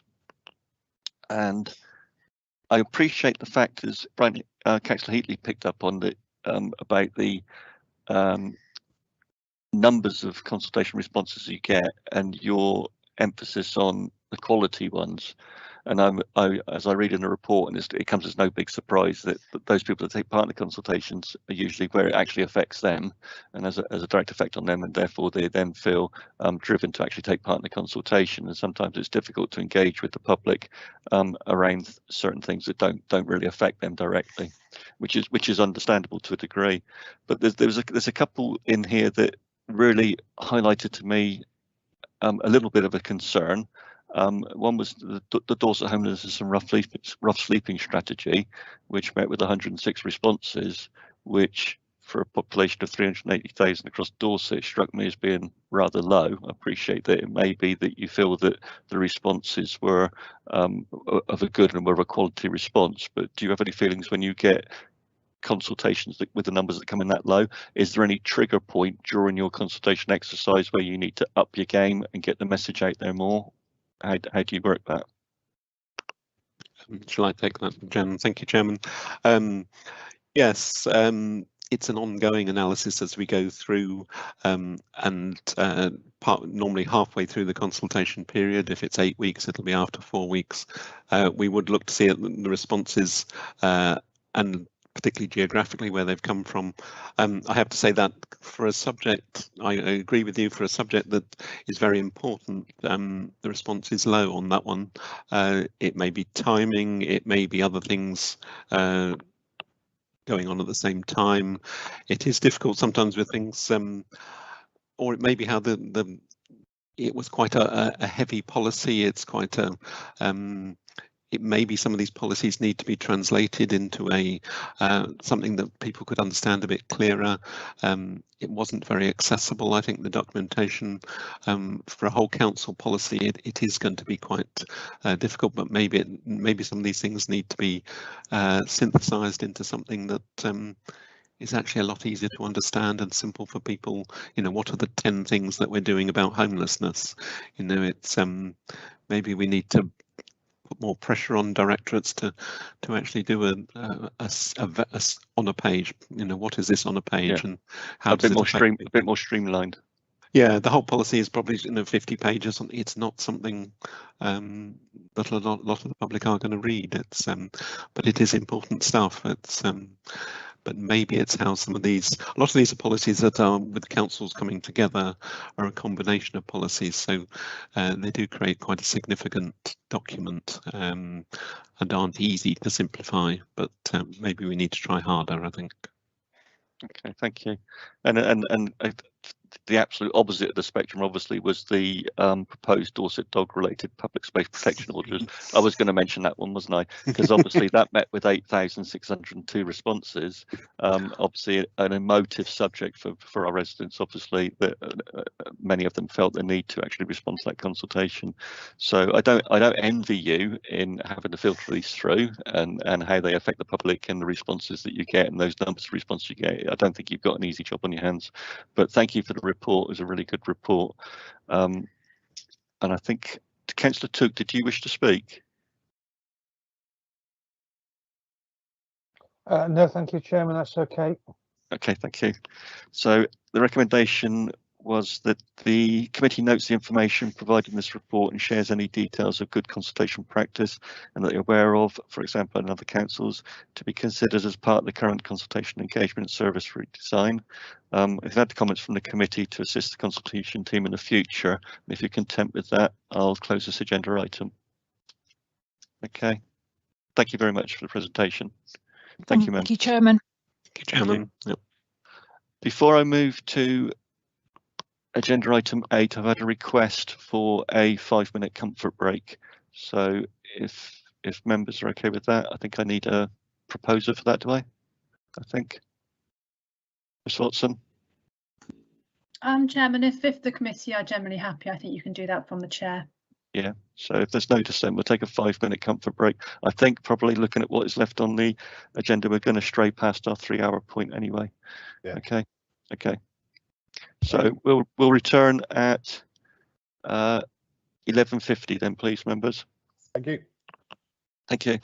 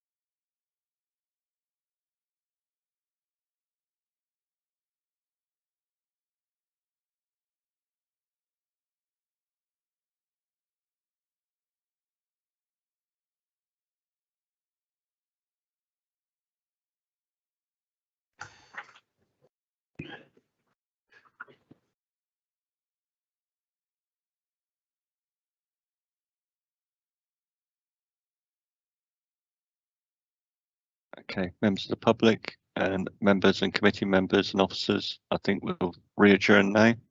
So if I can move to agenda item 8, local land charges service update, and I've got presenting is Miss Grace Evans and also Mr. Jonathan Mayer.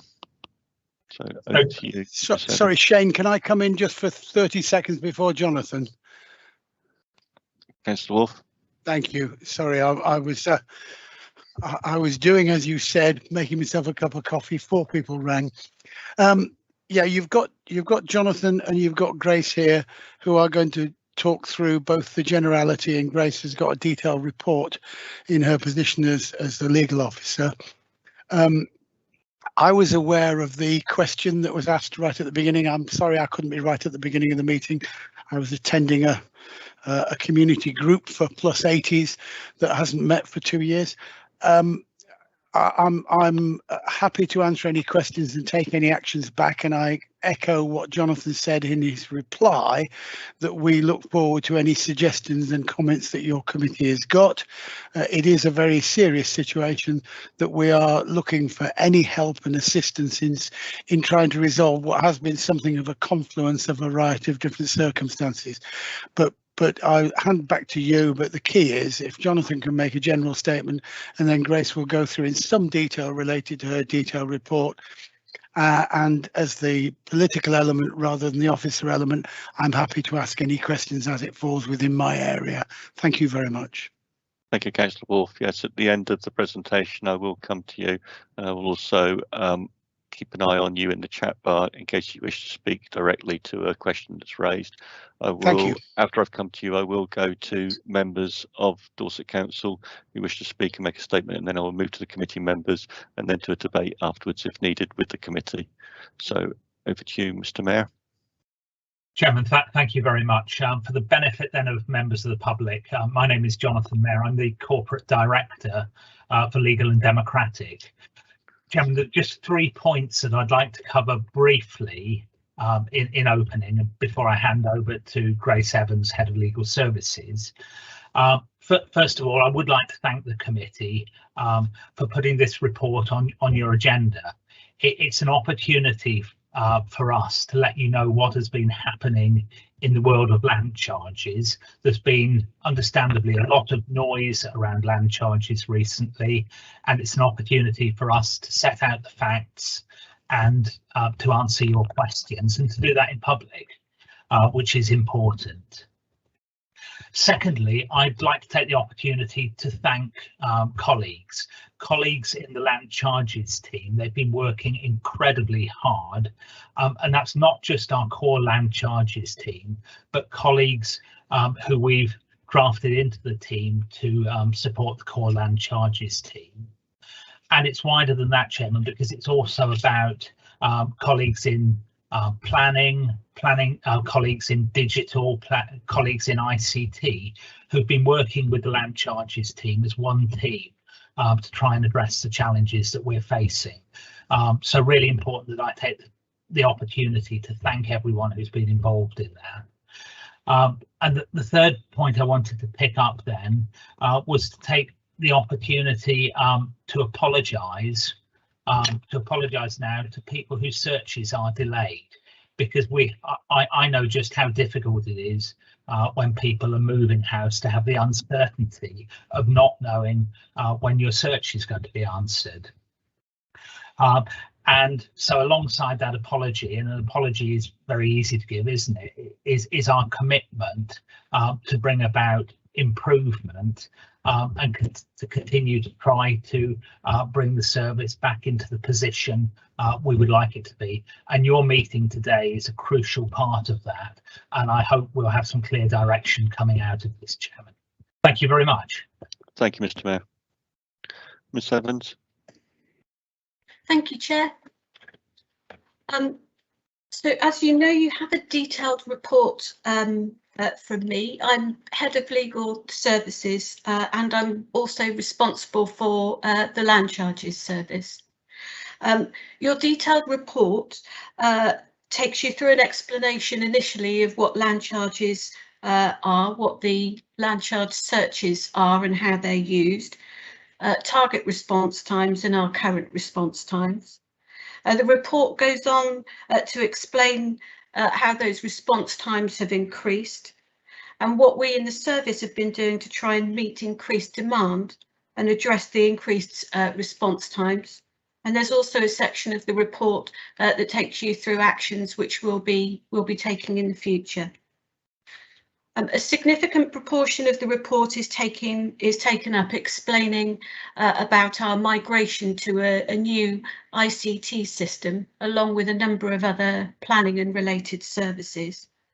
I want to take the opportunity to clarify from the outset that the migration to a new system is a factor. It's an element of the work that the team have been dealing with over the last 12 to 18 months. But it is not the sole, or it is not the core reason for delayed response times. And it will be part of the solution in returning to good response times and to providing a good service. So just to take you through some of the factors then that have led to the delays. The main reason is the change to stamp duty land tax that was announced in July 2020. The report has an appendix, and the appendix shows both a table of search numbers received and a pie chart graph. You will see from that that there was a substantial increase in the number of search requests we received that coincide with the announcement of the changes to stamp duty land tax. The table is in 4-week periods. Period 1 is 4 weeks beginning from the 1st of April in each year. You will see that some months have seen over double the number of searches compared to the previous financial year. You might want to look at periods 8 and 11 in particular, which show you just how significantly the numbers of searches have increased. That trend has continued. Initially, the stamp duty changes were due to be in place until the end of March 2021. Those have continued on a phased approach and are now due to end at the end of September. A delay in responses follows the increase in demand. The delays first appear in our data from October 2020. Response times are noted in your report at paragraph 10.7. Those response times have been updated since I wrote the report. So the response times currently, which are published on our Dorset Council website, are average 30 working days for the East region and average 61 days for the combined area of North, Purbeck, West and Weymouth. I will take you through in the report, it takes you through some details about staffing. You will have noticed that the point where we have increased numbers of searches coincided with a period of time where we had some staff vacancies. We took action straight away in August 2020 to recruit in additional staff to fill vacancies and to appoint to additional temporary positions. There was further staff turnover between August and December. We carried out additional recruitments. Details of the staffing changes can be found in the report in section 14. Since January 2021, we've had made available to us staff from other services via the Skills Agency. So a number of staff have been supporting the team on a part-time basis, and that continues until today. In addition, we have, as Jonathan said, we've been supported by colleagues in planning and in particular the planning IT project. And we're also supported by some colleagues in highways who have some involvement in the provision of land charges service and data, and they've been supporting us with searches as well. We had explored taking on agency staff, so rather than doing full recruitment, which involves training staff before we can set them working, we explored taking on agency staff as locums in the hope that we would be able to find staff who could join us, who were ready, experienced, and could start immediately. To date, we've not been able to find any available locums. I should say, in an update to the report, that earlier this week I was contacted by an agency informing me that they have available land charge officers, and I will be exploring that with the team leader for the land charges service, and if that's something that we can make use of, then we certainly will. I've touched on the fact that following recruitment, staff need training. Land charge officer roles are obviously specialist. They require training both in land charges themselves and also how to use our systems. And so on each occasion when we employ people, even if they are ready, experienced land charge officers, there is a period of training that is required before we can start them working on our searches. You will note from the report that in August of this year, due to the sustained level of searches, I took the decision to recruit not only to vacancies within the land charges team, but also to appoint 4 new permanent posts on the basis that we're seeing sustained increased numbers of searches, and in essence we need more staff in order to reduce the backlog and continue with the search numbers that we're receiving. The land charges service is a traded service, and so it was possible for me to make the change to the team and to appoint 2 additional roles from the income received. The report explains at section 11 why the new IT system is needed for the land charge service. The service essentially uses the same data that's held by other planning and related services, and that's why when we move system we need to move together in order to maximise the opportunities for automation and automated access to data in order to respond to the searches. At the point that New Dorset Council was formed, we had 5 former land charge services. They were using 4 separate and very differently operating systems. And they also had 4 separate land charges registers. And some of those registers were integrated within their systems and some of them were not. Because of the number of systems, staff were trained in a particular system for their particular area. So there was no opportunity really for staff from one area to work on searches in another. The aim of the new system for land charges is to give us a joined up approach.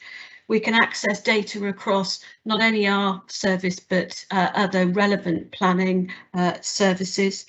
For land charges, this gives us the opportunity to converge those 5 former systems into one and to harmonise the approach that we take to processing services. It also means that any of our team members can access searches for any area of Dorset rather than being confined to just one area. Officers involved with the IT planning project have worked with our team to set up the system, and we've also relied on their support in harmonising the processes that we've got for searches, and that work is ongoing. We continue to learn lessons and we'll continue to make refinements to the system. We have one more land charge area left to migrate, although the project itself has two further areas. I should also point out to the committee that at each point where we have migrated an area into the new system, we have reviewed whether or not the timing is right. We have looked at whether or not to proceed. And on a couple of occasions, the timings of those migrations have been altered purely to benefit the land charges team to avoid clashes relating to changes in stamp duty thresholds. I mentioned a little while ago about land charges registers. Two of them were within old systems, and so as those systems have been migrated into the new one, so have the land charge registers. Two of the registers, however, sat outside of the old systems, and they continue to sit outside of the new system. Once migration is complete, work will be required, and we will be heavily reliant on the same people who are currently involved in the IT planning project to help us to converge those registers and harmonise them into one. That also then will maximise the opportunities that the new system gives us for automating search responses. Paragraph 11.7 of your report explains why land charges needed to move to a new system at this time and why the whole migration could not be delayed.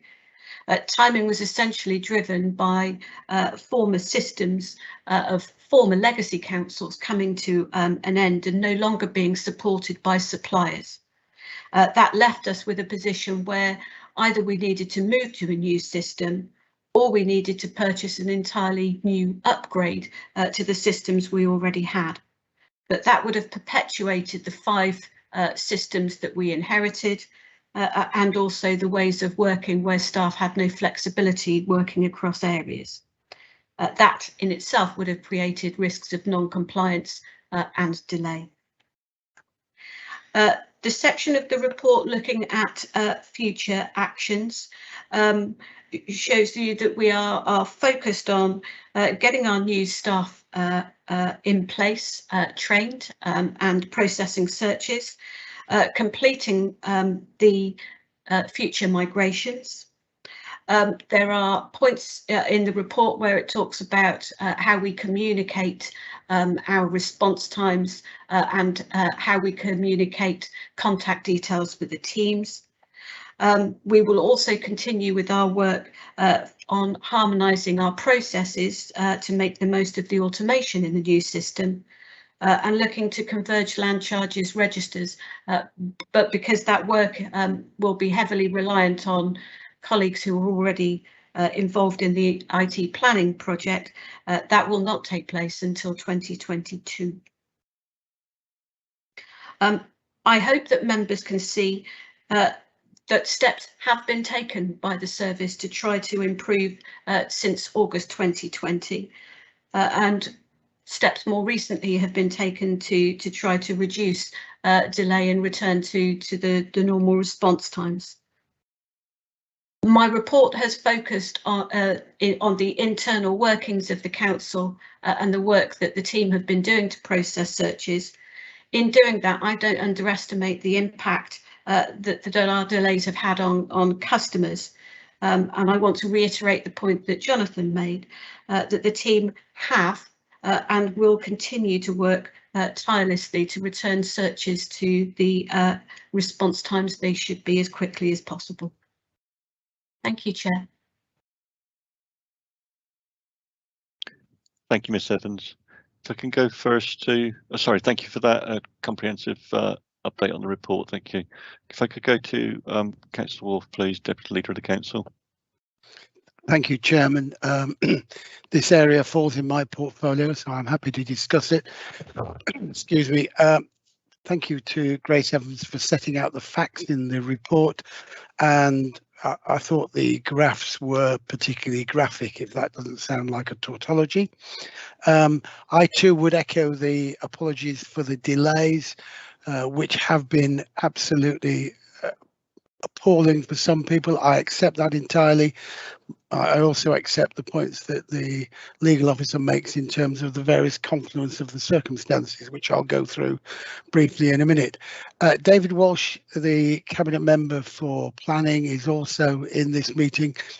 And when you call him in, I'd just like to make it clear that planning is not responsible for this. They are a contributory factor. We had no choice but to migrate and to merge the systems, and B, we would have potentially be open to challenge had we used different systems to arrive at results for the same developer in the same county in terms of the same county local authority organisation. So that's an issue we had to face.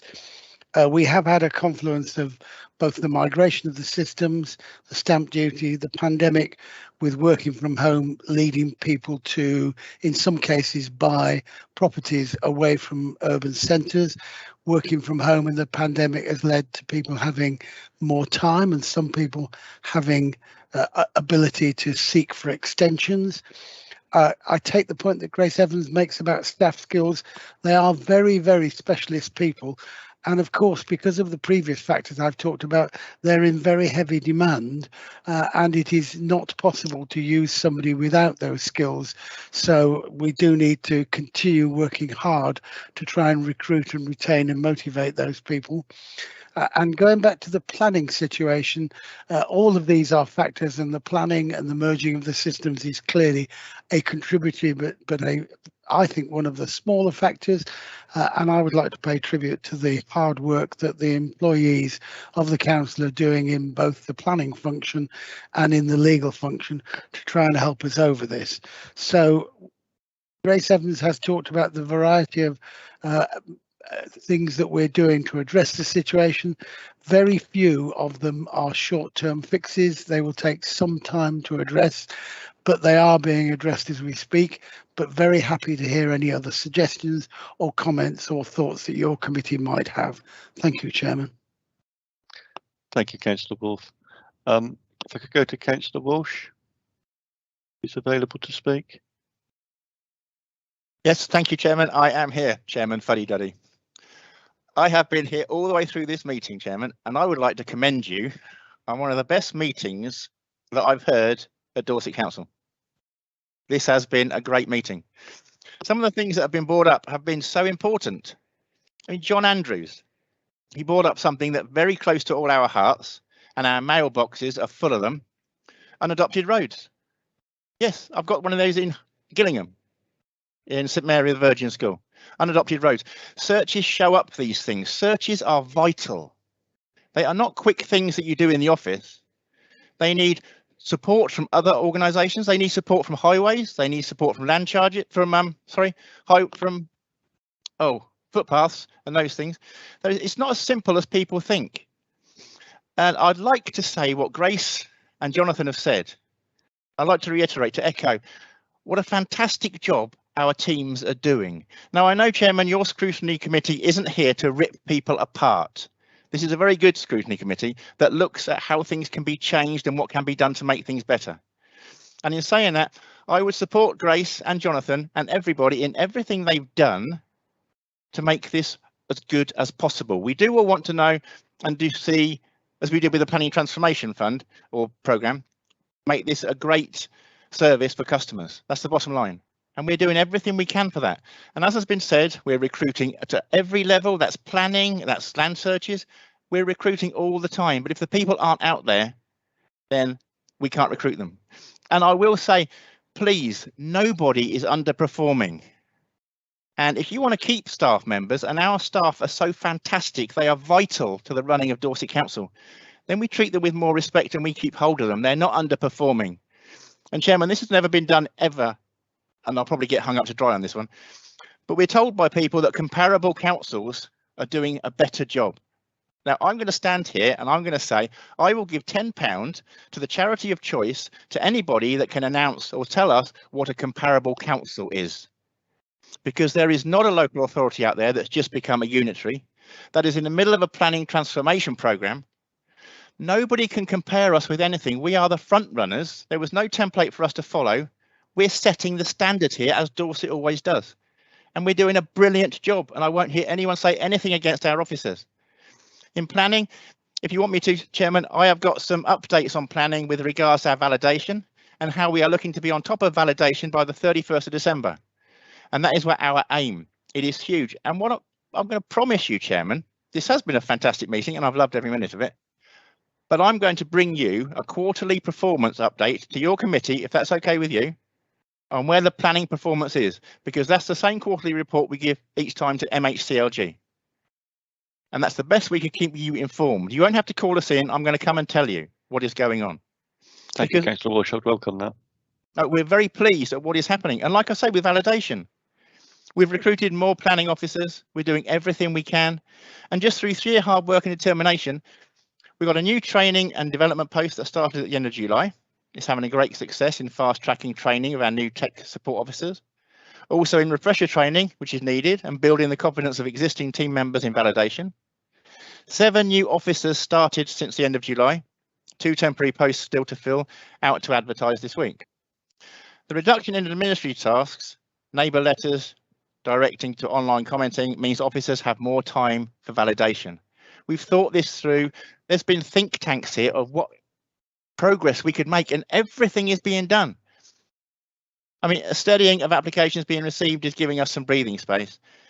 But following the Purbake migration in early July, it means that more accurate data is coming into our one system and makes our business managers' life so much easier. Now, next month or October, we're going to be migrating east. So much is happening here. And if people remember when we started this, it was never going to be an instant fix. This was going to be a slow process, but at the end of it, we would be giving the customers the service they want and they deserve. Our teams are doing everything they can, and they're working hours you wouldn't believe. I mean, HR would probably have a go at us if they knew what they were doing. So, I mean, we've recently successfully recruited a number of planning officers with our Northern Development Management team, now fully staffed, and the Southern Western team due to be fully staffed by mid-November. We have forthcoming vacancies in the Eastern team, but we're going to be moving people around to help within each other's teams. And as Grace said, that's easier but when we're using the same planning templates and that. Because previously, and like with land searches, different questions were being asked. It wasn't as simple as going to one template and just filling it in. Everything was different. People cannot believe the idiosyncrasies we were going through when you've got to use so many different planning technical support parts to actually put anything together. It was incredible. And I know I'm just talking gibberish, but I'm just totally passionate about everything we're doing and everything our teams are doing, and I wholeheartedly support them. And I'm going to be told by at least one member, David's being defensive again. I'm not being defensive, but I will also always defend our officers who are doing a fantastic job. So I'm going to leave it there, Chairman. But as I said, quarterly, I'm going to bring a planning update to you that also goes to MHCLG and let you know how we're going. Thank you, Councillor Walsh, and thank you for that input. And I do concur with you that it is extremely important that as members, we are seen to be supporting our officers at the moment. The last thing we need is for officer morale to be dropping through the floor. They are really up against it at the moment, and I appreciate that. And you are quite right.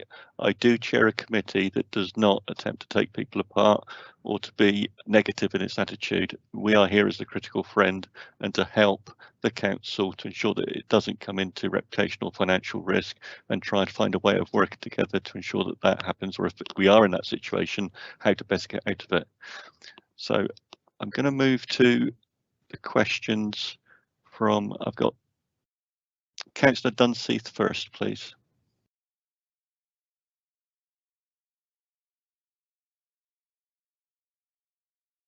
Thank you, Chairman. That was a very, very detailed report, and I learned something, and I appreciate all of the work that has gone on by officers to compile this report. Not just that, the work in the offices by officers, because they've suffered a terrible set of circumstances, really, and the pressure has really been on. And so my comments are not in any way a criticism of the officers, who we all know are working very, very hard. But I would like to say that earlier this month, I had 2 emails about land charges, the delay in land charges. The first one, I reported back it could take up to 52 working days. 4 days later, I got another email. And when I checked, the delay had gone up to 61 working days. Now, there were only 4 days between these 2 emails, so I was quite concerned about this rise in the delay in the number of days, because as we all know, the government target is 10 days. The people who were emailing me were telling me that they couldn't move house, they couldn't buy houses, this was affecting their employment and their educational opportunities. After listening to this presentation, I'm heartened to hear that staffing has increased from what I believe was 8.5 full-time equivalent to, I think I made it out to be 14.5 full-time equivalent, some being recruited last week. And I would like to be reassured that the staffing will keep up with the service demand. But I would like to say how much I support our officers in what they have tried to do, and even that they're all there and working together, and I think that's marvellous. Thank you, Chairman. Thank you, Councillor Dunseith. We now move to Councillor Taylor. I am here, sorry about that, I thought you were going to move on to someone else.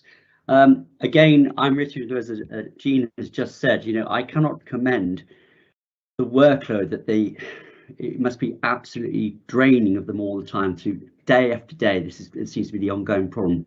But I will say on top of that, the fact is that it's us as councillors and the public or house buyers or whoever that get this stuff thrown at us. Now, when we get stuff thrown at us, you know, I like to understand where I'm actually really going to. And yes, like Jean, I've received several emails. One's from a business who can't move forward because the fact is that the search has not been done, and we're talking 50 days. So therefore, this business, it's costing them goodness knows how much money per week to go through. But again, I'm reiterating that this is not the officer's fault, it's the workload. And therefore, can we have a look at a more possibility of engaging as councillors and officers to totally understand where we are?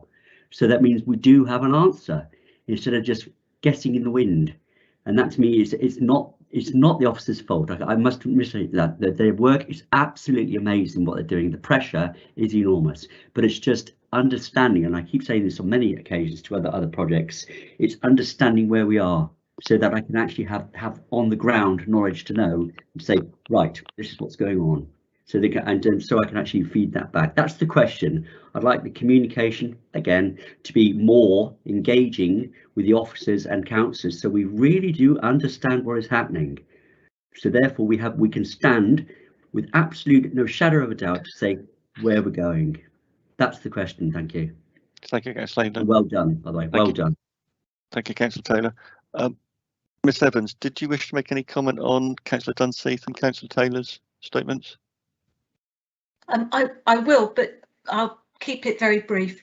There has been an increase. I referred to it in the bit that I said. There has been an increase in the average working days that it's taking us to respond to searches. It may look as though it had only gone up over a period of a couple of days, but in fact we update the figures on our website every fortnight. So the increase will have been creeping up slightly more than that. The increase over August it is in the main due to staff taking leave, but I would point out that they're not frivolously taking leave. These are people who haven't really taken leave over the last 12 months because of the demand on the service. And of course I have a duty of care to them and their well-being, and so their leave was allocated and arranged over the summer months to keep services going, but they have to be able to take their leave, and that has had an impact on response times. I can reassure you that we keep staffing numbers constantly under review, and as I said, until now we've not been able to locate any agency staff, any locums, but we will be exploring the contact that was made with me earlier this week, in case we need to revert back to that. So we will keep that under review, and of course we will keep under review recruiting additional permanent or temporary staff also. Councillor Taylor's point that he made about communications is a very good one. It has been incredibly difficult to keep everybody up to date with exactly what's been going on. I accept that we've largely been reactive in that. Yes. We have been putting performance updates into the corporate performance dashboard, and I know that you will have all seen those. Yeah. But I will certainly take that away as another action to add to the list of actions that were at the bottom of my report, and we'll take that away as an action to look at how we can better keep members in particular updated on land charges and what's happening. At least now you will all have the same base level of information, the same background, and so hopefully we'll just be able to build on that. But I'll have a look at that and speak to the land charges team leader to see how we can do that best. I'll probably speak to Jen in comms as well. Thank you. Can I come back on that, please, Chair? Thank you, Ms Evans. Yes, Councillor Taylor. Just to say, and the words that you said were the most important words in the world, duty of care. And I saw John, you nodding at that. This is where we could emphasise as a plus point to say the fact is that our officers, our staff, our council, we're in the most unprecedented times of what's going on. And I think that duty of care is the key words. And I think if we can emphasise that in our communication, as in to Mr. and Mrs. whoever's buying what house, or Mr. and Mr. So therefore to say the duty of care is being kept at paramount before anything else, so that we don't burn out our officers and burn out our staff. And that's where I think we have a positive way of going forward to actually say, hold on, we've got duty of care before anything else. So therefore I cannot emphasize those words high enough, because they are almost tattooed on my forehead sometimes when I'm in certain situations. But yes, thank you for your report. It's brave, incredibly brave, I must say, but thank you for doing it, and thank you for being there for us. Well done. Thank you, Councillor Taylor. Councillor Dunphy, did you wish to come back? Thank you, Chairman. Yes, I agree with everything that Councillor Taylor has said. This whole organisation, if we don't look after our staff, if we don't support them, then it could fail and departments can fail. And so it is very important that staff do get their holidays, they do get their break, they don't suffer burnout. And duty of care, yes, we all need to remember it. Thank you, Chairman. Thank you, Councillor Dunphy. Yeah, I mean, the members across the authority are, I think, are fully aware of the situation the officers have been in regarding their holiday leave. We're in a public meeting. I don't think the public are probably quite as aware that many officers forewent their annual leave, their holiday leave earlier, where they were actually combating COVID, and the Dorset Council was trying to maintain services during the COVID period, during the worst of that. And there was officers even being seconded over to other departments, and officers were moving around the council to ensure that the services to the public were maintained during that period. So we just make that clear, because obviously the vast majority of the public will not be aware of that situation within the authority. Okay, if I can now go to Councillor Wolf, I believe wanted to come back. Thank you, Chair. The point has almost been covered, but I wanted to just emphasise that Dorset Workplace and the relationship with employees have certainly agreed with me through David McIntosh that we should strongly encourage staff to take real holidays. Many staff have either not taken holidays or have taken holidays when they've actually been at home and have taken calls. So we have, in order to prevent burnout and in order to improve the efficiency of staff, we have quite deliberately encouraged, with my approval, staff to take holidays where their entitlement is built up. And this is also another confluence has led to a tightening of the skills available. But we've done it quite deliberately because there is quite a lot of evidence that staff are becoming tired is the only word I can think, and they need to have a proper break. And because of the lifting of lockdown, it's the first time many staff have managed to have a proper break where they've managed to leave their house, go away with their children, etc. So that has been a contributory factor, and I'm glad it's been raised. And I'm particularly pleased that the members of this committee recognise that actually that's the price worth paying. Thank you, Chairman. Thank you, Councillor Wolf. Okay, before I move to, I've got another request to speak from the members of the authority. So before I go to the committee, I just want to say something from the chair. It's an excellent report, Ms. Evans, and for me the most important part of the report is page 29, item 12. Now, as is known, this is a non-political committee, and I think it is well known and regarded across the council authority that I don't do politics. I believe we need to be working together, but I have to say that item 12 on page 29 for me sums up the position that we're in. So in the stamp duty land tax threshold, on the 8th of July 2020, the Chancellor announced an increase in the residential stamp duty threshold for all residential property purchases, initially until 31st of March 2021 and then extended to March 21 on a sliding scale until 30th of September. At 12.2, the initial announcement in July 2020 was received by councils at the same time as residents, giving councils no prior warning of time to prepare before demand increased. At 12.3, the council were in the same position as all other councils, unaware of the proposals in advance of the announcement. And for me, that sums up why we're in the position we're in to a large degree. And I'm going to bounce this in your lap, Councillor Wolf, because I don't believe this is for officers to comment on. But what have we done in returning to Westminster to say that this is not the way to treat council authorities? Thank you, Councillor Bartlett. I'm very happy to answer that now, if that's acceptable. We have raised this. We have fortnightly, now monthly meetings with the 5 MPs that form part of Dorset Council. We have raised this on a number of occasions that we do not feel council employees are being treated equitably. It's been along with a rather wider series of points, which is that government have given us jobs to do, grants to make, given us no notice in which to fulfil our obligations, given us not enough instructions as to how to do it. So we've had the bizarre situation where we have been responsible for issuing grants.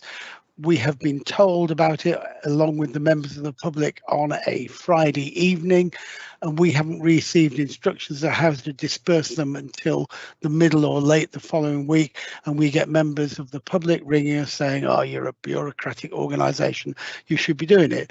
Now, we have made this very clear to government MPs over and over again, and I will do so again when we meet the MPs in just about 10 days' time, because again, it's a really useful point. Thank you, Chairman. Thank you, Councillor Walsh, and I appreciate the answer. I'm sorry that I caught you on the hoof there, but it is, for me, in Ms Evans' report on that page 29 at point 12, that enshrines for me, as I said, much of the problem that we're facing now.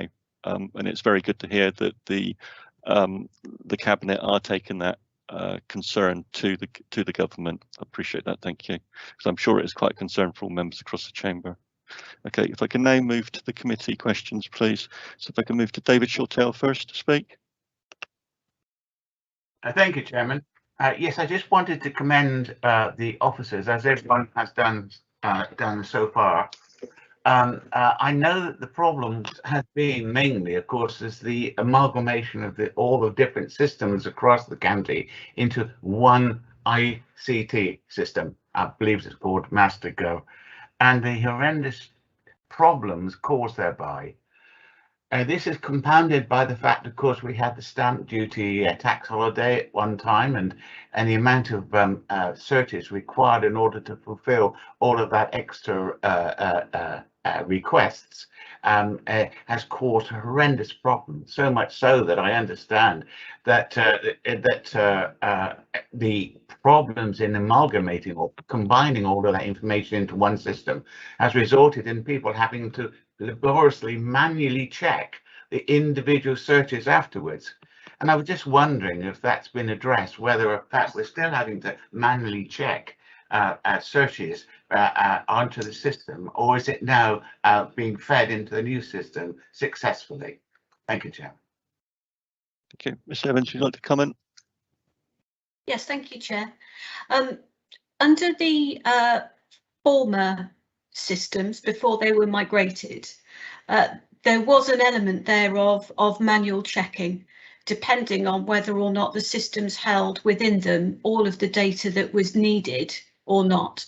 And this largely relates to the part of my report where I talk about the land charges registers. So one part of the search responses can be completed by accessing information held by planning services, building control, highways and that sort of thing.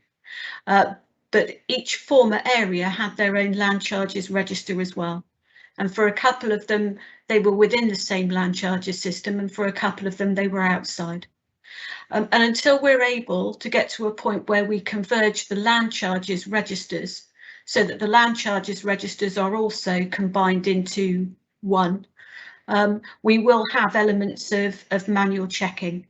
Now, as we've gone through the migrations to the new system, and particularly with some of the earlier ones, yes, there were some where more manual checking was being carried out than before, partly as staff got used to a new system and built their confidence in using it. But the situation now is manual checks will happen where the land charges register sits outside of the system that is being used to process, and that will be corrected at the point where we converge the land charges registers and bring the land charges registers as one into the new system. You satisfied with that, Councillor Shortell? Yes, thank you. Okay, thank you. Move to Councillor Took. Thank you, Chair. I think that's an excellent report. It's the general thrust of it is great, and I commend the officers for the work that they've done on this. I'd like to dig a little bit under the skin, though, if I may, in terms of numbers. I mean, we're told at 14.8 that the Land Charges Service does not have a council staffing budget. So all staff are paid from income received. And there is a balance, therefore, between the number of staff we can afford, depending on the number of fees we receive, and the number of staff we might actually need to do the work within the 10-day target. Now, do we have any indication as to what that staffing level should be if we wish to meet the 10-day target? Do we have sufficient staff now to begin achieving that once the systems start to flow through? Or do we need yet more? Could we afford more based on the income that we're receiving? And is that income dependent? If that income is dependent on fees, who has control of what those fees are? Thank you. Thank you, Councillor Took. It's a really good question. Ms Evans. Thank you, Chair. So moving through the questions as you asked them, do we have enough staff now? My answer to that is I believe so. We will have a short period of time where some of the new employees that we've just taken on need to be trained. So some of them are already experienced and some of them had already been working for us as part of the skills agency. So where that's happened, they will be able to start processing searches very quickly. Where staff have joined us, where they have some experience of land charges, they will need to be trained to our standard, and they will also need to be trained on our system. So there will be a short lag before they can start processing. We believe, though, that the current numbers of staff that we've employed, which include permanent and fixed-term staff, and still the staff that are helping us via the skills agency, and the support that we're getting from the highways team, who are also processing searches for us, we believe that should be sufficient staff resource to start working through both the backlog and speeding up our response times. But I will be honest with you, the next fortnight to 4 weeks will start to indicate whether or not that's right or not. But we have worked that out based on numbers of searches that we believe people should be able to process. So do we need more? At this point in time, I can say to you, I don't believe so. But as we've done all the way through this, we will keep that under review. And also now we have the contact that I had earlier in the week. So if there is an opportunity to bring in agency staff, maybe, then that's something that I will also explore if needed. Can we afford more? I don't, in front of me at this meeting, have the budget details for land charges. I can reassure you that the staff that we've recently appointed, who started with us on the 13th of September, yes, we could afford those. They've all been appointed within the budget that the Land Charges Service has. Your point about fee income. Fee income is set by the service. We're supported by colleagues in financial services and our service accountant, who has already conducted a review of fees, and those fees were also benchmarked against other councils. So when Dorset Council was formed, there was a period of review because we needed to amalgamate, harmonise, review the different search fees that have been used by the legacy councils.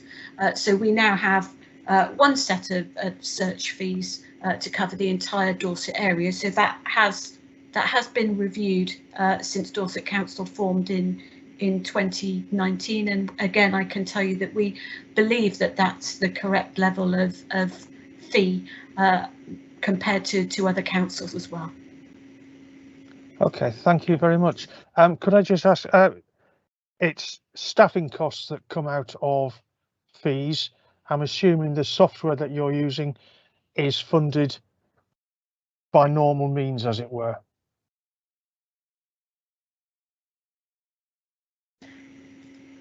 Councillor Took, would you mind if I took that question away, and I'll come back to you on that? I don't recall whether or not there is a separation in our budget for staff and others. The Land Charges Service is an income-based service. Okay, yeah, I appreciate that. Thank you. Thank you. Okay, thank you, Councillor Took. Now going to move to Councillor Andrews.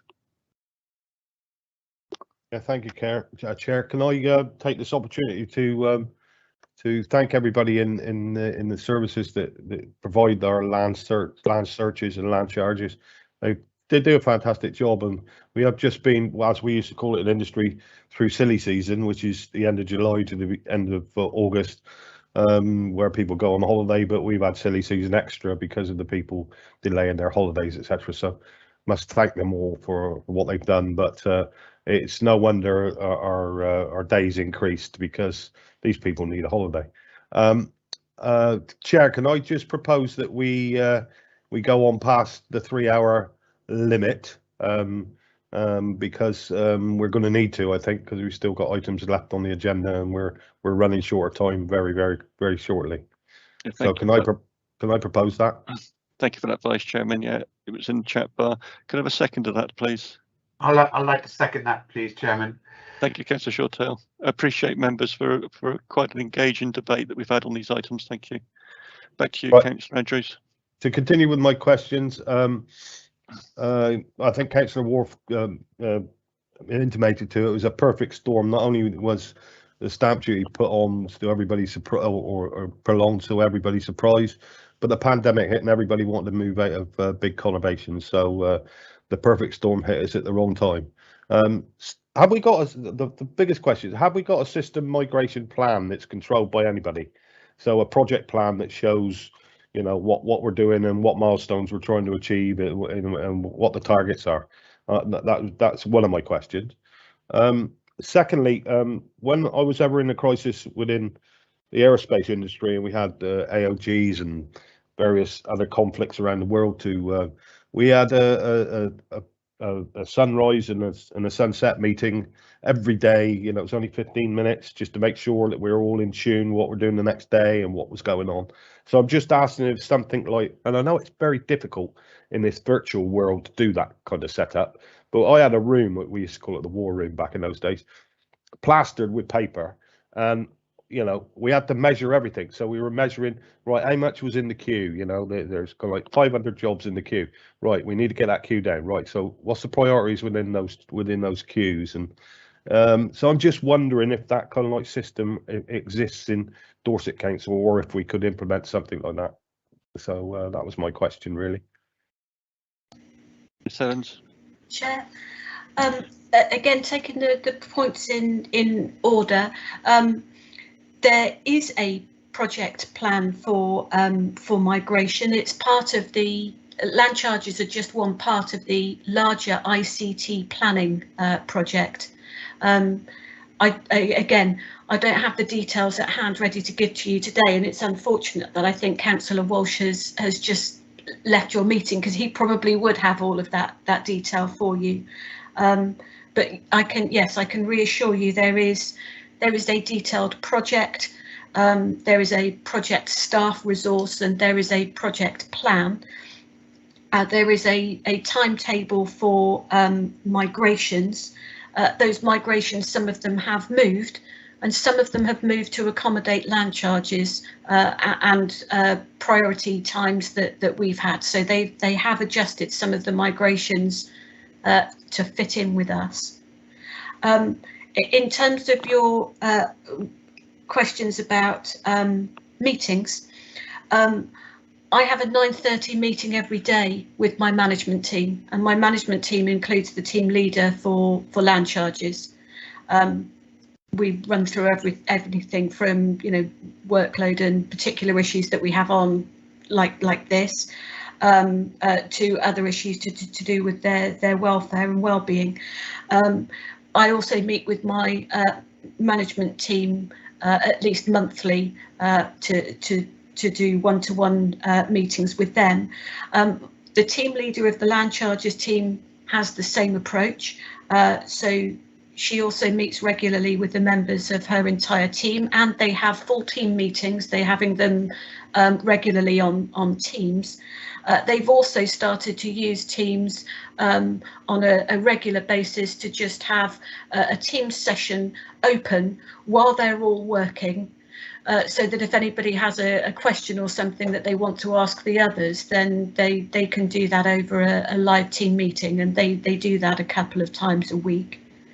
And finally, then going back a bit to the project, the projects have also set up an area on Teams where if people are encountering difficulties with the system or have any questions, they can post their questions, and an expert from the team will answer them and assist them.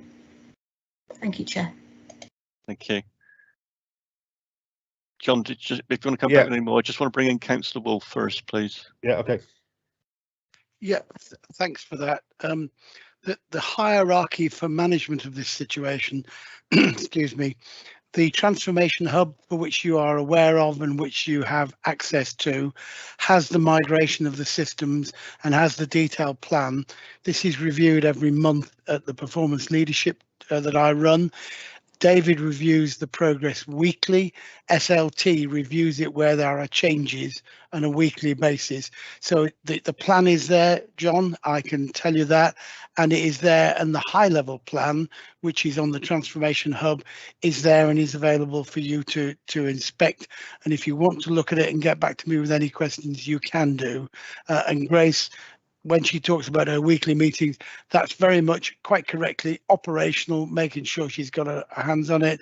And the performance leadership is a mechanism of ensuring that we dive in where we identify performance that is meeting our requirements, which we have done and you have done. So there are plans available, and I'm happy to spend some time with you or to get you to talk to the Transformation Hub leader who will talk you through the overall plan. Thank you, Chair. Thank you, Councillor Wolf. Councillor Andrews? Yeah, I thank you very much for all of that, because I think it's most important that you know, daily briefs and stuff like that. So Miss Evans, thank you very much for ensuring us that goes on.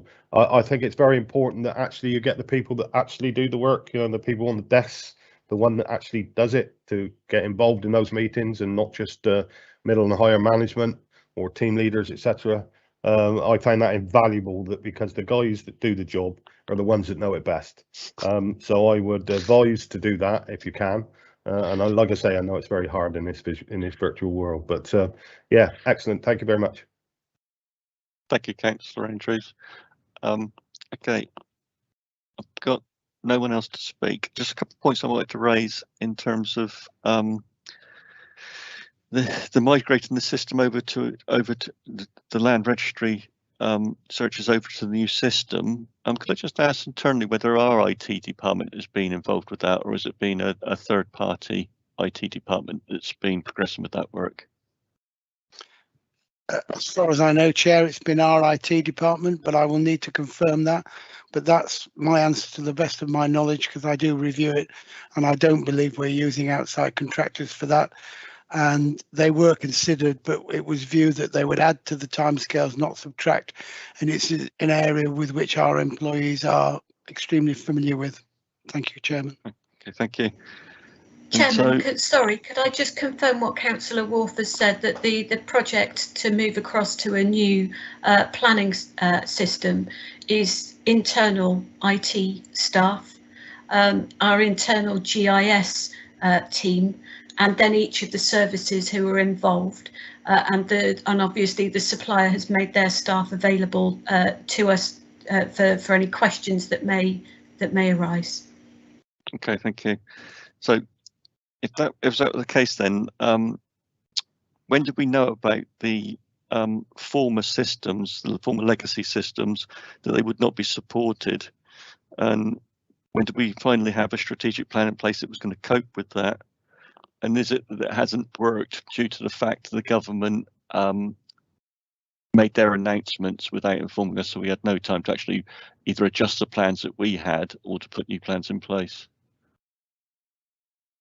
So in essence, we knew, when did we know that the former legacy systems weren't going to be supported and they were going to fail?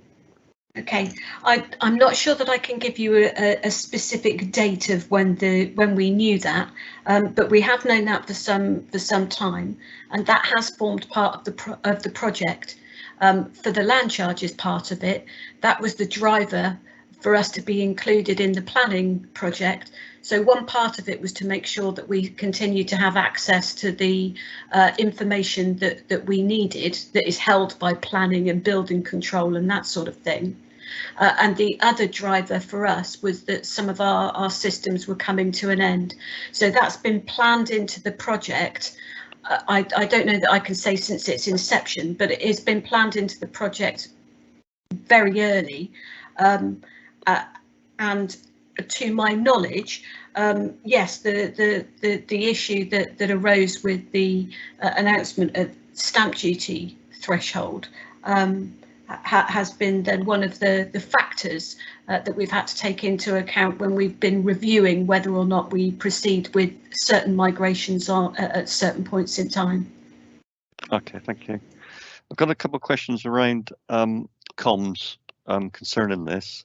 So the first one was, have comms communicated to the general public warning of the delay in the land search charges? Chair, I don't believe so, but that's because we've got the page on our website, which we update regularly, which explains what's happening with land charge searches, the response times and the reasons for delay.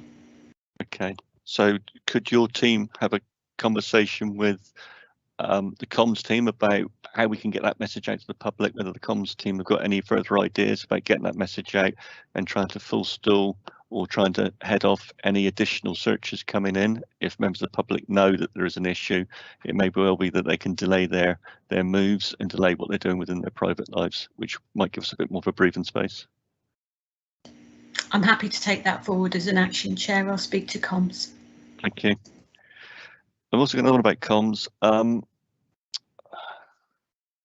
Obviously, with the former legacy councils all had their different email systems. We know that you've been having to deal with five different systems, and they've all had their own email addresses. And I see that on page 31, we're going to have a single email address, a single point of contact.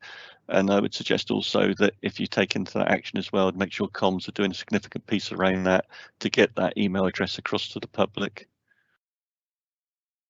Thank you.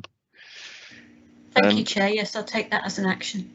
Thank you. And my last one is the project and the start of the convergence work no earlier than January 2022 is to be discussed and the relevant resources decided on. Once this has been done, can a report come to this committee that it may have an assurance that the project governance is fit for purpose?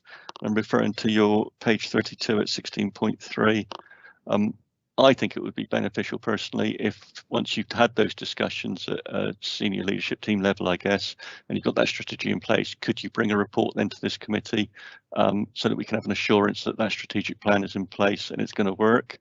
And also I'd like another report to come in our November meeting as to how we've progressed to date from this period now with those land search charges and the times involved, please. Thank you, Chair. Yes, I'll take those actions forward. Okay, thank you. If I've got no other member of the committee to speak in the chat bar, so our recommendation was for members to ask and to note the comment on the current service position and to give comment back and possible ways to help. And as I said, I think the apology from Mr. Mayor, and I think it's, sorry, Councillor Wolf, you wanted to speak? Sorry, forgive me if I may be so bold. Can I ask that you add to that you are grateful for the hard work of the employees in both land charges and planning who are working incredibly long hours to try and help this situation, and they're not always appreciated? Thank you. It's entirely up to you. But Councillor Wolf, I was coming to that. Oh, were you? I'm sorry. I'll wind my neck in then. Right. Thank you. Okay, so as I said, the apology from Jonathan Mayer, it is obviously a situation that as members and as officers, none of us want to be in this situation. As I said, I think I highlighted in the report that the announcement by government without pre-warning the council has exacerbated what was already a difficult situation anyway, and I think it's just tipped us over the balance. And I would add my my own personal comments along those that have already been mentioned, which I'm sure is across the chamber, the grateful work that the team is doing in trying to rectify the problem that we're in, and all of that hard work, and they've had to be doing it through a very, very difficult period with COVID-19, the like that no government probably since the war has had to endure the situation and the work arrangements that we've had to go through. So please extend my grateful thanks to your team, Miss Evans, and as I say, we'll have a report back in November, and if you could take those actions away as well, please. Thank you, and thank you for a really concise report. Thank you, Chair. Okay, members, we've just about to hit the 1 o'clock mark, and we've had a proposed and a seconder, and we've approved to continue with the meeting past the 3-hour period. So I'm now going to move to agenda item 9. And the information compliance for key performance indicators. I've officers, Mr. Eyre and Mr. Fisher, and I do apologise for the length of time that you've had to wait, gentlemen. No problem at all, Chair, and thank you for that introduction, and good afternoon, committee. Just to give a bit of background to myself, I'm Mark Eyre. I'm the Service Manager for Assurance, and information compliance is one of the functions that sits within that assurance service. I'm joined today by James Fisher. James is the Council's Data Protection Officer. He leads that information compliance team and is our subject matter expert. So the reason you've got this report in front of you today is it was one that was actually requested by the committee, as there were a number of key performance indicators that are monitored for information compliance that we're showing regularly as read. Essentially, we're talking about freedom of information and subject access requests. And I certainly thank you for the opportunity to bring this paper and discuss these with you today. Just for a bit of avoidance of doubt, there is a difference between freedom of information and subject access requests. Subject access requests relate to an individual's own personal information that's held by an organisation, whereas freedom of information is about transparency and our right to know about the activities of public bodies. So in terms of the key performance indicators itself, the responsibility for those sits with the information compliance team to actually monitor, but the actual identification, collation, and in some cases, particularly with subject access requests, redaction of information very much sits within individual services. So there's sort of a joint responsibility there in terms of how we manage the timescales for these. As a team, we've been working with services to try and improve those compliance rates, and this report sets out briefly those actions that are either have been taken or are being taken. And I'll just run through, if I may, first of all, freedom of information, and then I'll move on to subject access requests. So in terms of freedom of information, the Information Commissioner's Office has a suggested compliance rate of 90% of requests being responded to on time. And I think we've discussed in detail at various points in this morning's agenda quite some of the challenges that have been on services, particularly during COVID. And we have seen both response pressures on services and an increase in caseloads of freedom of information have an impact on our compliance rates. As you can probably see from the chart on page 2, the performance across directorates for freedom of information varies quite significantly month to month, and that's really because you will have particular pressure points on services in terms of resources, but there's also quite a varying difference in the complexity of the information request that's submitted.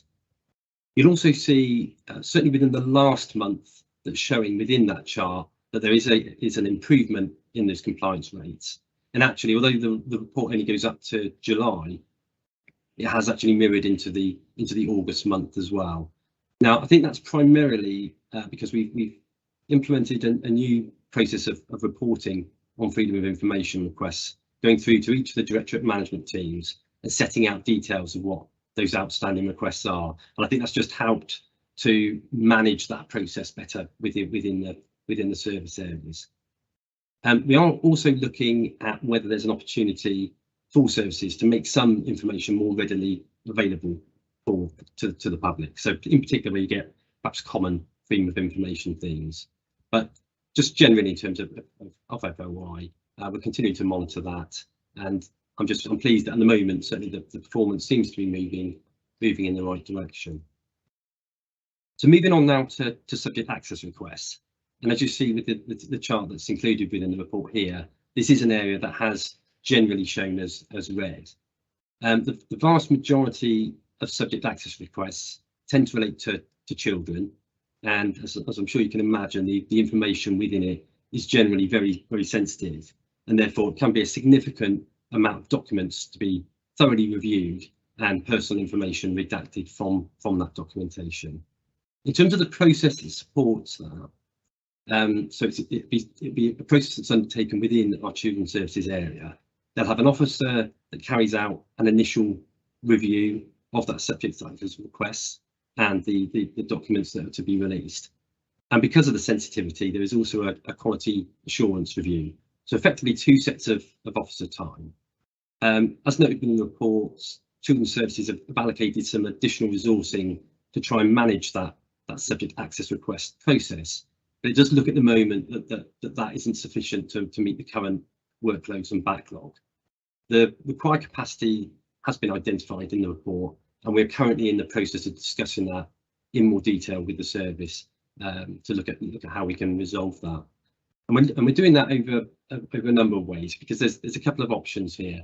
We could look at recruitment of additional staffing, or we could look at the possibility of outsourcing some of those requests to companies that specialise in some of this area and that have for instance, sort of software that can speed up, make some of that redaction process more efficient.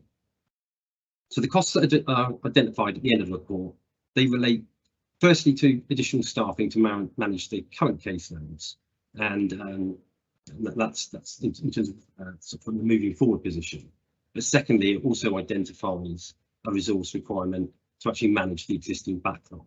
And it could be that is a mix of staffing and outsourcing, and we're exploring that at present.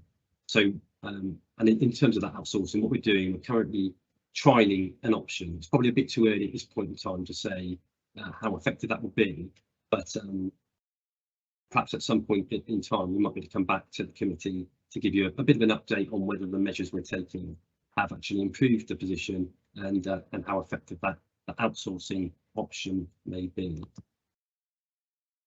Run through the key points in the paper. Perhaps, Chair, if I could just pass it back to yourself now for any questions. So you're on mute, Chair. Sorry, please continue the presentation, Mr. Eyre, and I'll take questions at the end. That's as far as the presentation goes. Okay, Chair. okay, Yeah, okay. Thank you. So, Councillor Taylor first. Thank you, Chair, and thank you, Mark. It's interesting to see how the reports do kind of show what really is going on, and it's always of great interest to see where we really are, which is the truth. And I'm glad to see that it's actually out there. I think it's one of the key questions I've reiterated again, and I'm sorry I keep saying this, communication. It's the fact it's like, are we getting the information put into the right areas? You know, as on the police panel, we do exactly the same thing. Just make sure everything's in order. Is it correct? Where's it coming from? Where's it going to? And is it understood? You know, what really is happening out there? So that would be my key question, is the fact it's like the performance indicators, there's a lot of red, but I mean, which would be concerned, but at the same time, is the information going into the right areas, or is it being processed as it should be? That's my question, because there's obviously something missing somewhere, and that's what I'm trying to work out. Thanks, Chair. Can I come in and answer that point? Certainly, Mark, yes. So I mean that really is one of the actions that we've pointed out within the report, which is, I think, organisation, we need to better understand what those common requests are, and it may be that as an organisation, maybe there are some areas where we're not currently as transparent with some of that information as we need to be. Maybe there are some areas where we can get some of that information more readily available to members of the public, and therefore negating some of the need for freedom of information. I think, can I come back to that, please, Chair? Councillor Taylor, yes. Just to say, and I think I'll reiterate again, you know, when we sit on the PCP and child services and things, it's the fact of the information that's dropped through and is missing is the stuff we're desperately trying to find, so we can actually relate it to making sure we can correct the process and safeguard. And plus that fact of that famous word, duty of care, to make sure we're doing our job. I'm not being negative, I'm just saying that obviously if something is not quite right somewhere, we can work on it that way. Thank you for taking my question. Thank you. Any further comment, Mr. Eyre? Or I don't think so, Chair. Unless okay. Thanks, Mark. Okay, thank you. My next speaker is Councillor Heatley.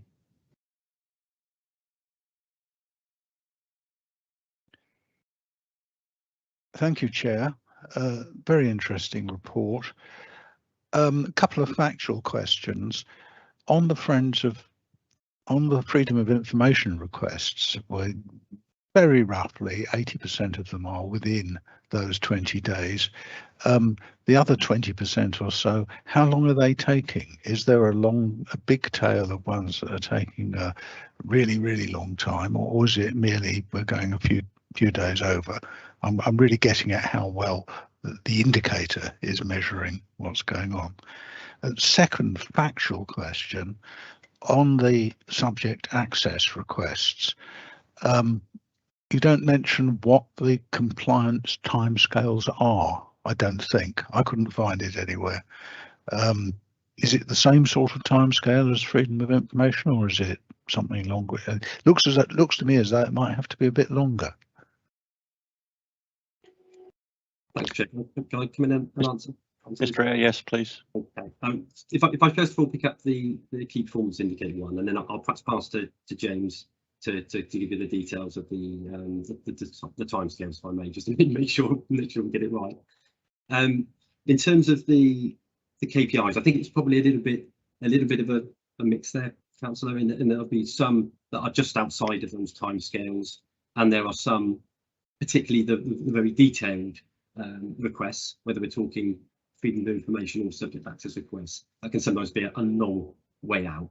So I think the KPI can be a little bit misleading sometimes in that respect, because as you already said, if it's 1 day out, it still shows as being potentially red.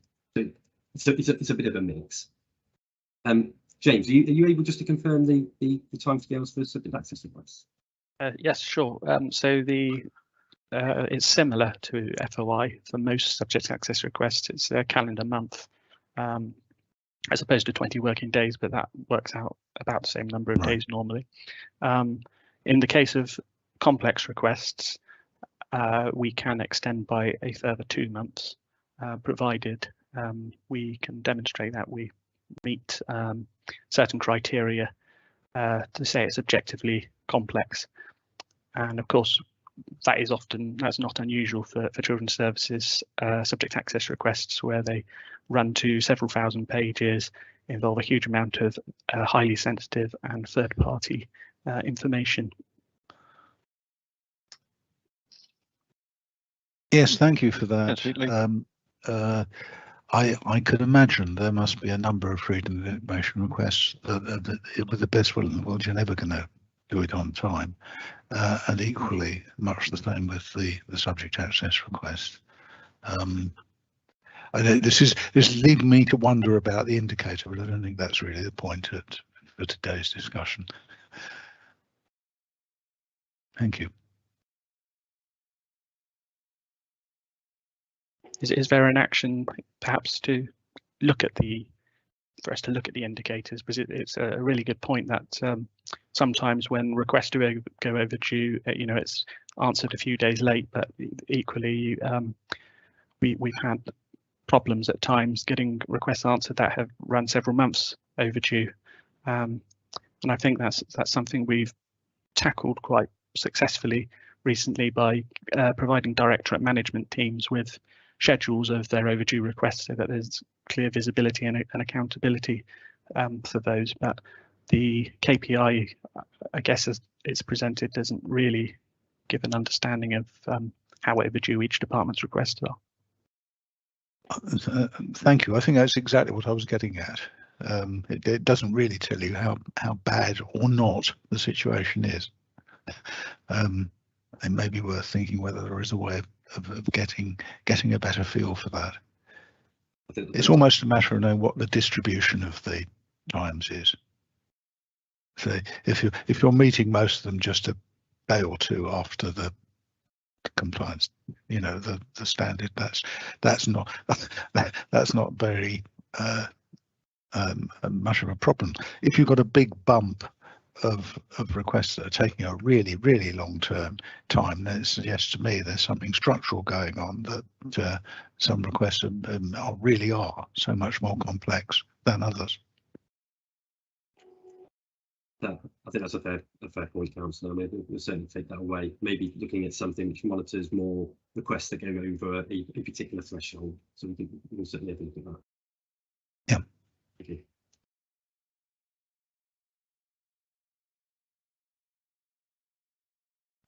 Thank you. I think we're still on mute.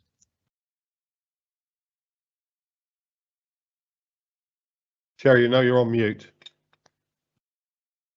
Sorry. Thank you. I'll move to Councillor Took, please.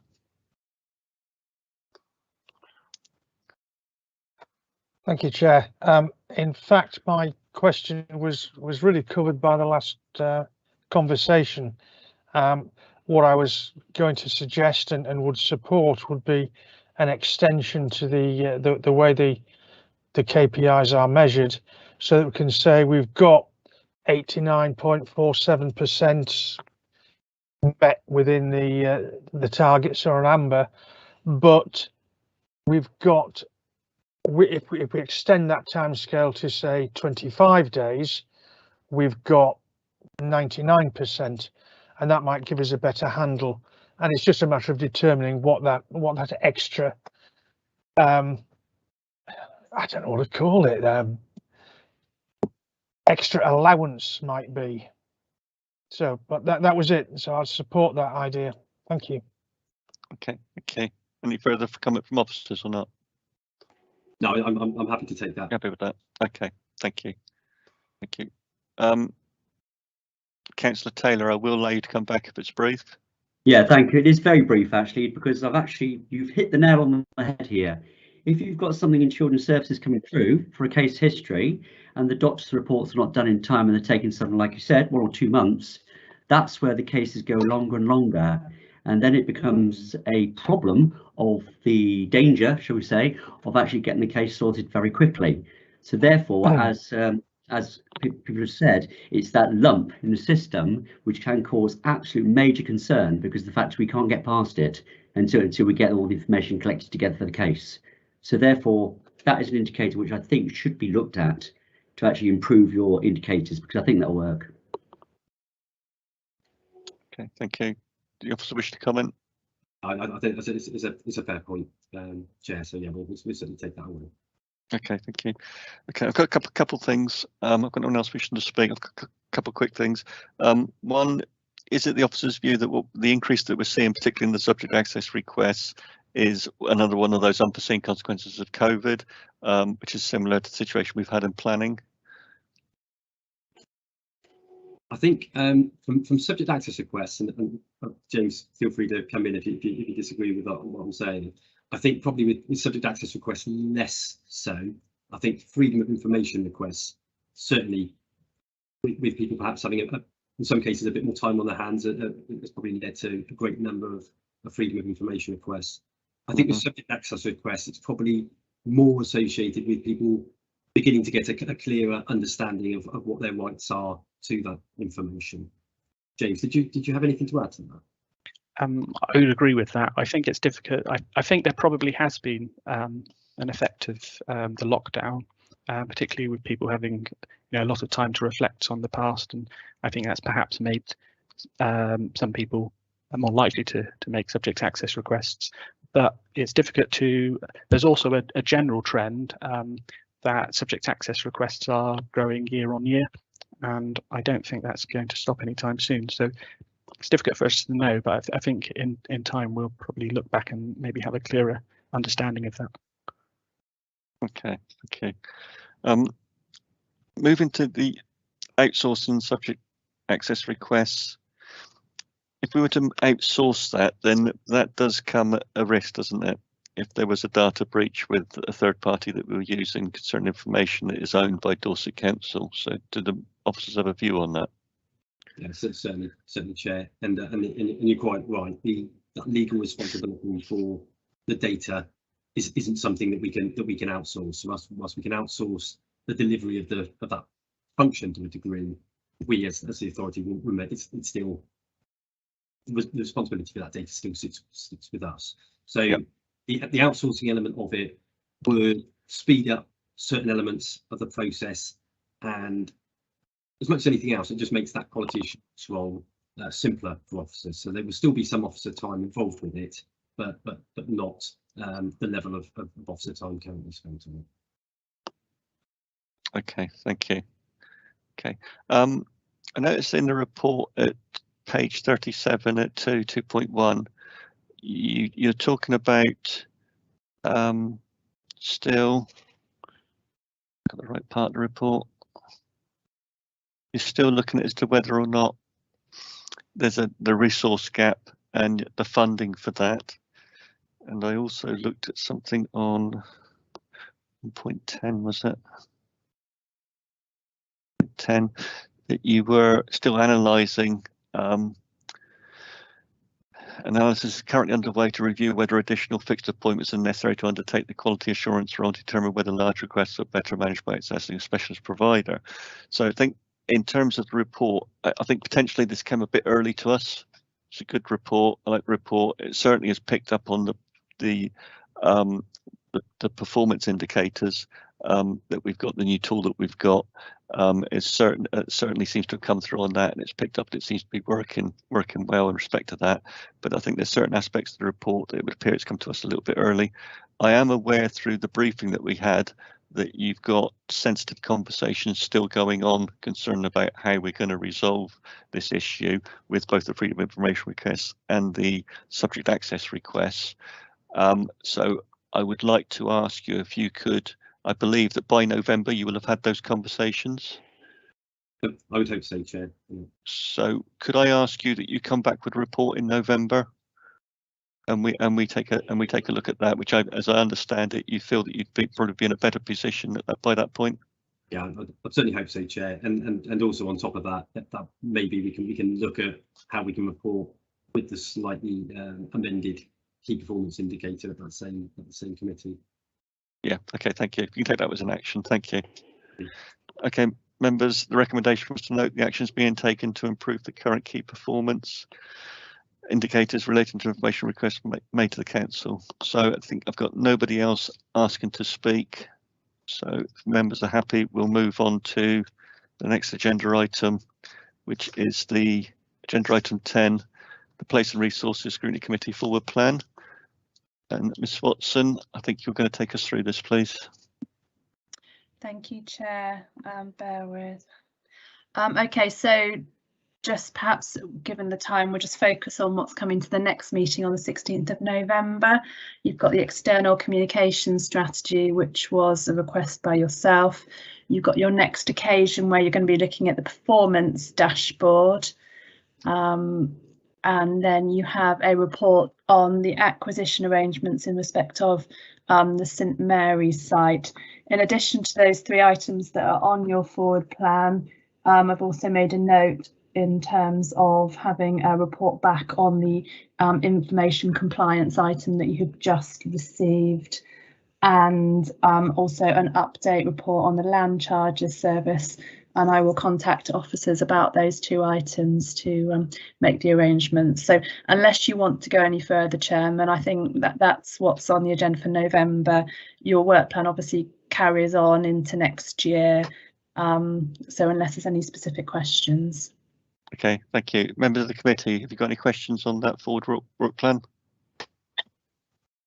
No, none. Chair, I'm just going to request, I'm going to put a request form in for community transport, both run by Dorset Council and voluntary organisations, but I will put that request form in, and that'll be future forward plan. Thank you, Councillor Andrews. Mr Selgren, you wish to speak? Thanks, Chairman. Just a reminder, Councillor Walsh made the kind offer to update on planning performance. So just remind you, Chairman. Thank you. Right. Chair, could I just ask at some point, and this may be what Mr Selgren was referring to, progress on the local plan and just exactly where it is, how it's progressing, would come in early next year, I would hope. Mr Selgren. Noted, Chairman. I think we'll pick that up as part of your next agenda planning meeting. Okay, thank you. Thank you, Councillor Took. Also, obviously, for the performance dashboard, the members did take up various aspects of the performance dashboard that they would look at. I would just ask, has any member got anything from the performance dashboard that they wanted to raise at this point in time? We'll hold that over to when we look at it and in the November meeting. But has anybody got any burning desire to bring anything forward right now? Take that as a no. Okay, thank you, members. So if I move to agenda item 11, Cabinet Forward Plan, Ms Watson. Thank you, Chairman. You received the Cabinet Forward Plan and decisions of recent meetings for your information, and so that you can see what decisions Cabinet have taken in case there was anything there that you would like to look at as a post-decision scrutiny after a period of time. Okay, so if members don't bring anything forward now, then if they'd like to get in touch with myself and Ms Watson, if there is anything on there they'd like to do a post-decision review on. Okay, I see nothing in the chat bar at the moment. So I'll move to agenda item 12, urgent items. There are no urgent items, you'll be grateful to know. And agenda item 13, exempt business, and there is no exempt business. So I'd just like to take the opportunity to thank the committee for their diligence and for the hard work and for their input into this meeting, and also thank those members from across the chamber who also took part as well. I'm extremely grateful for that, and thank you to the officers and to the officers that were presenting as well. Thank you so much for all of the hard work you put in and making what I think was a very good meeting. Thank you, members, and I will close the meeting at 13:25. Thank you, Ms. Watson. Thank you. Thanks, everybody.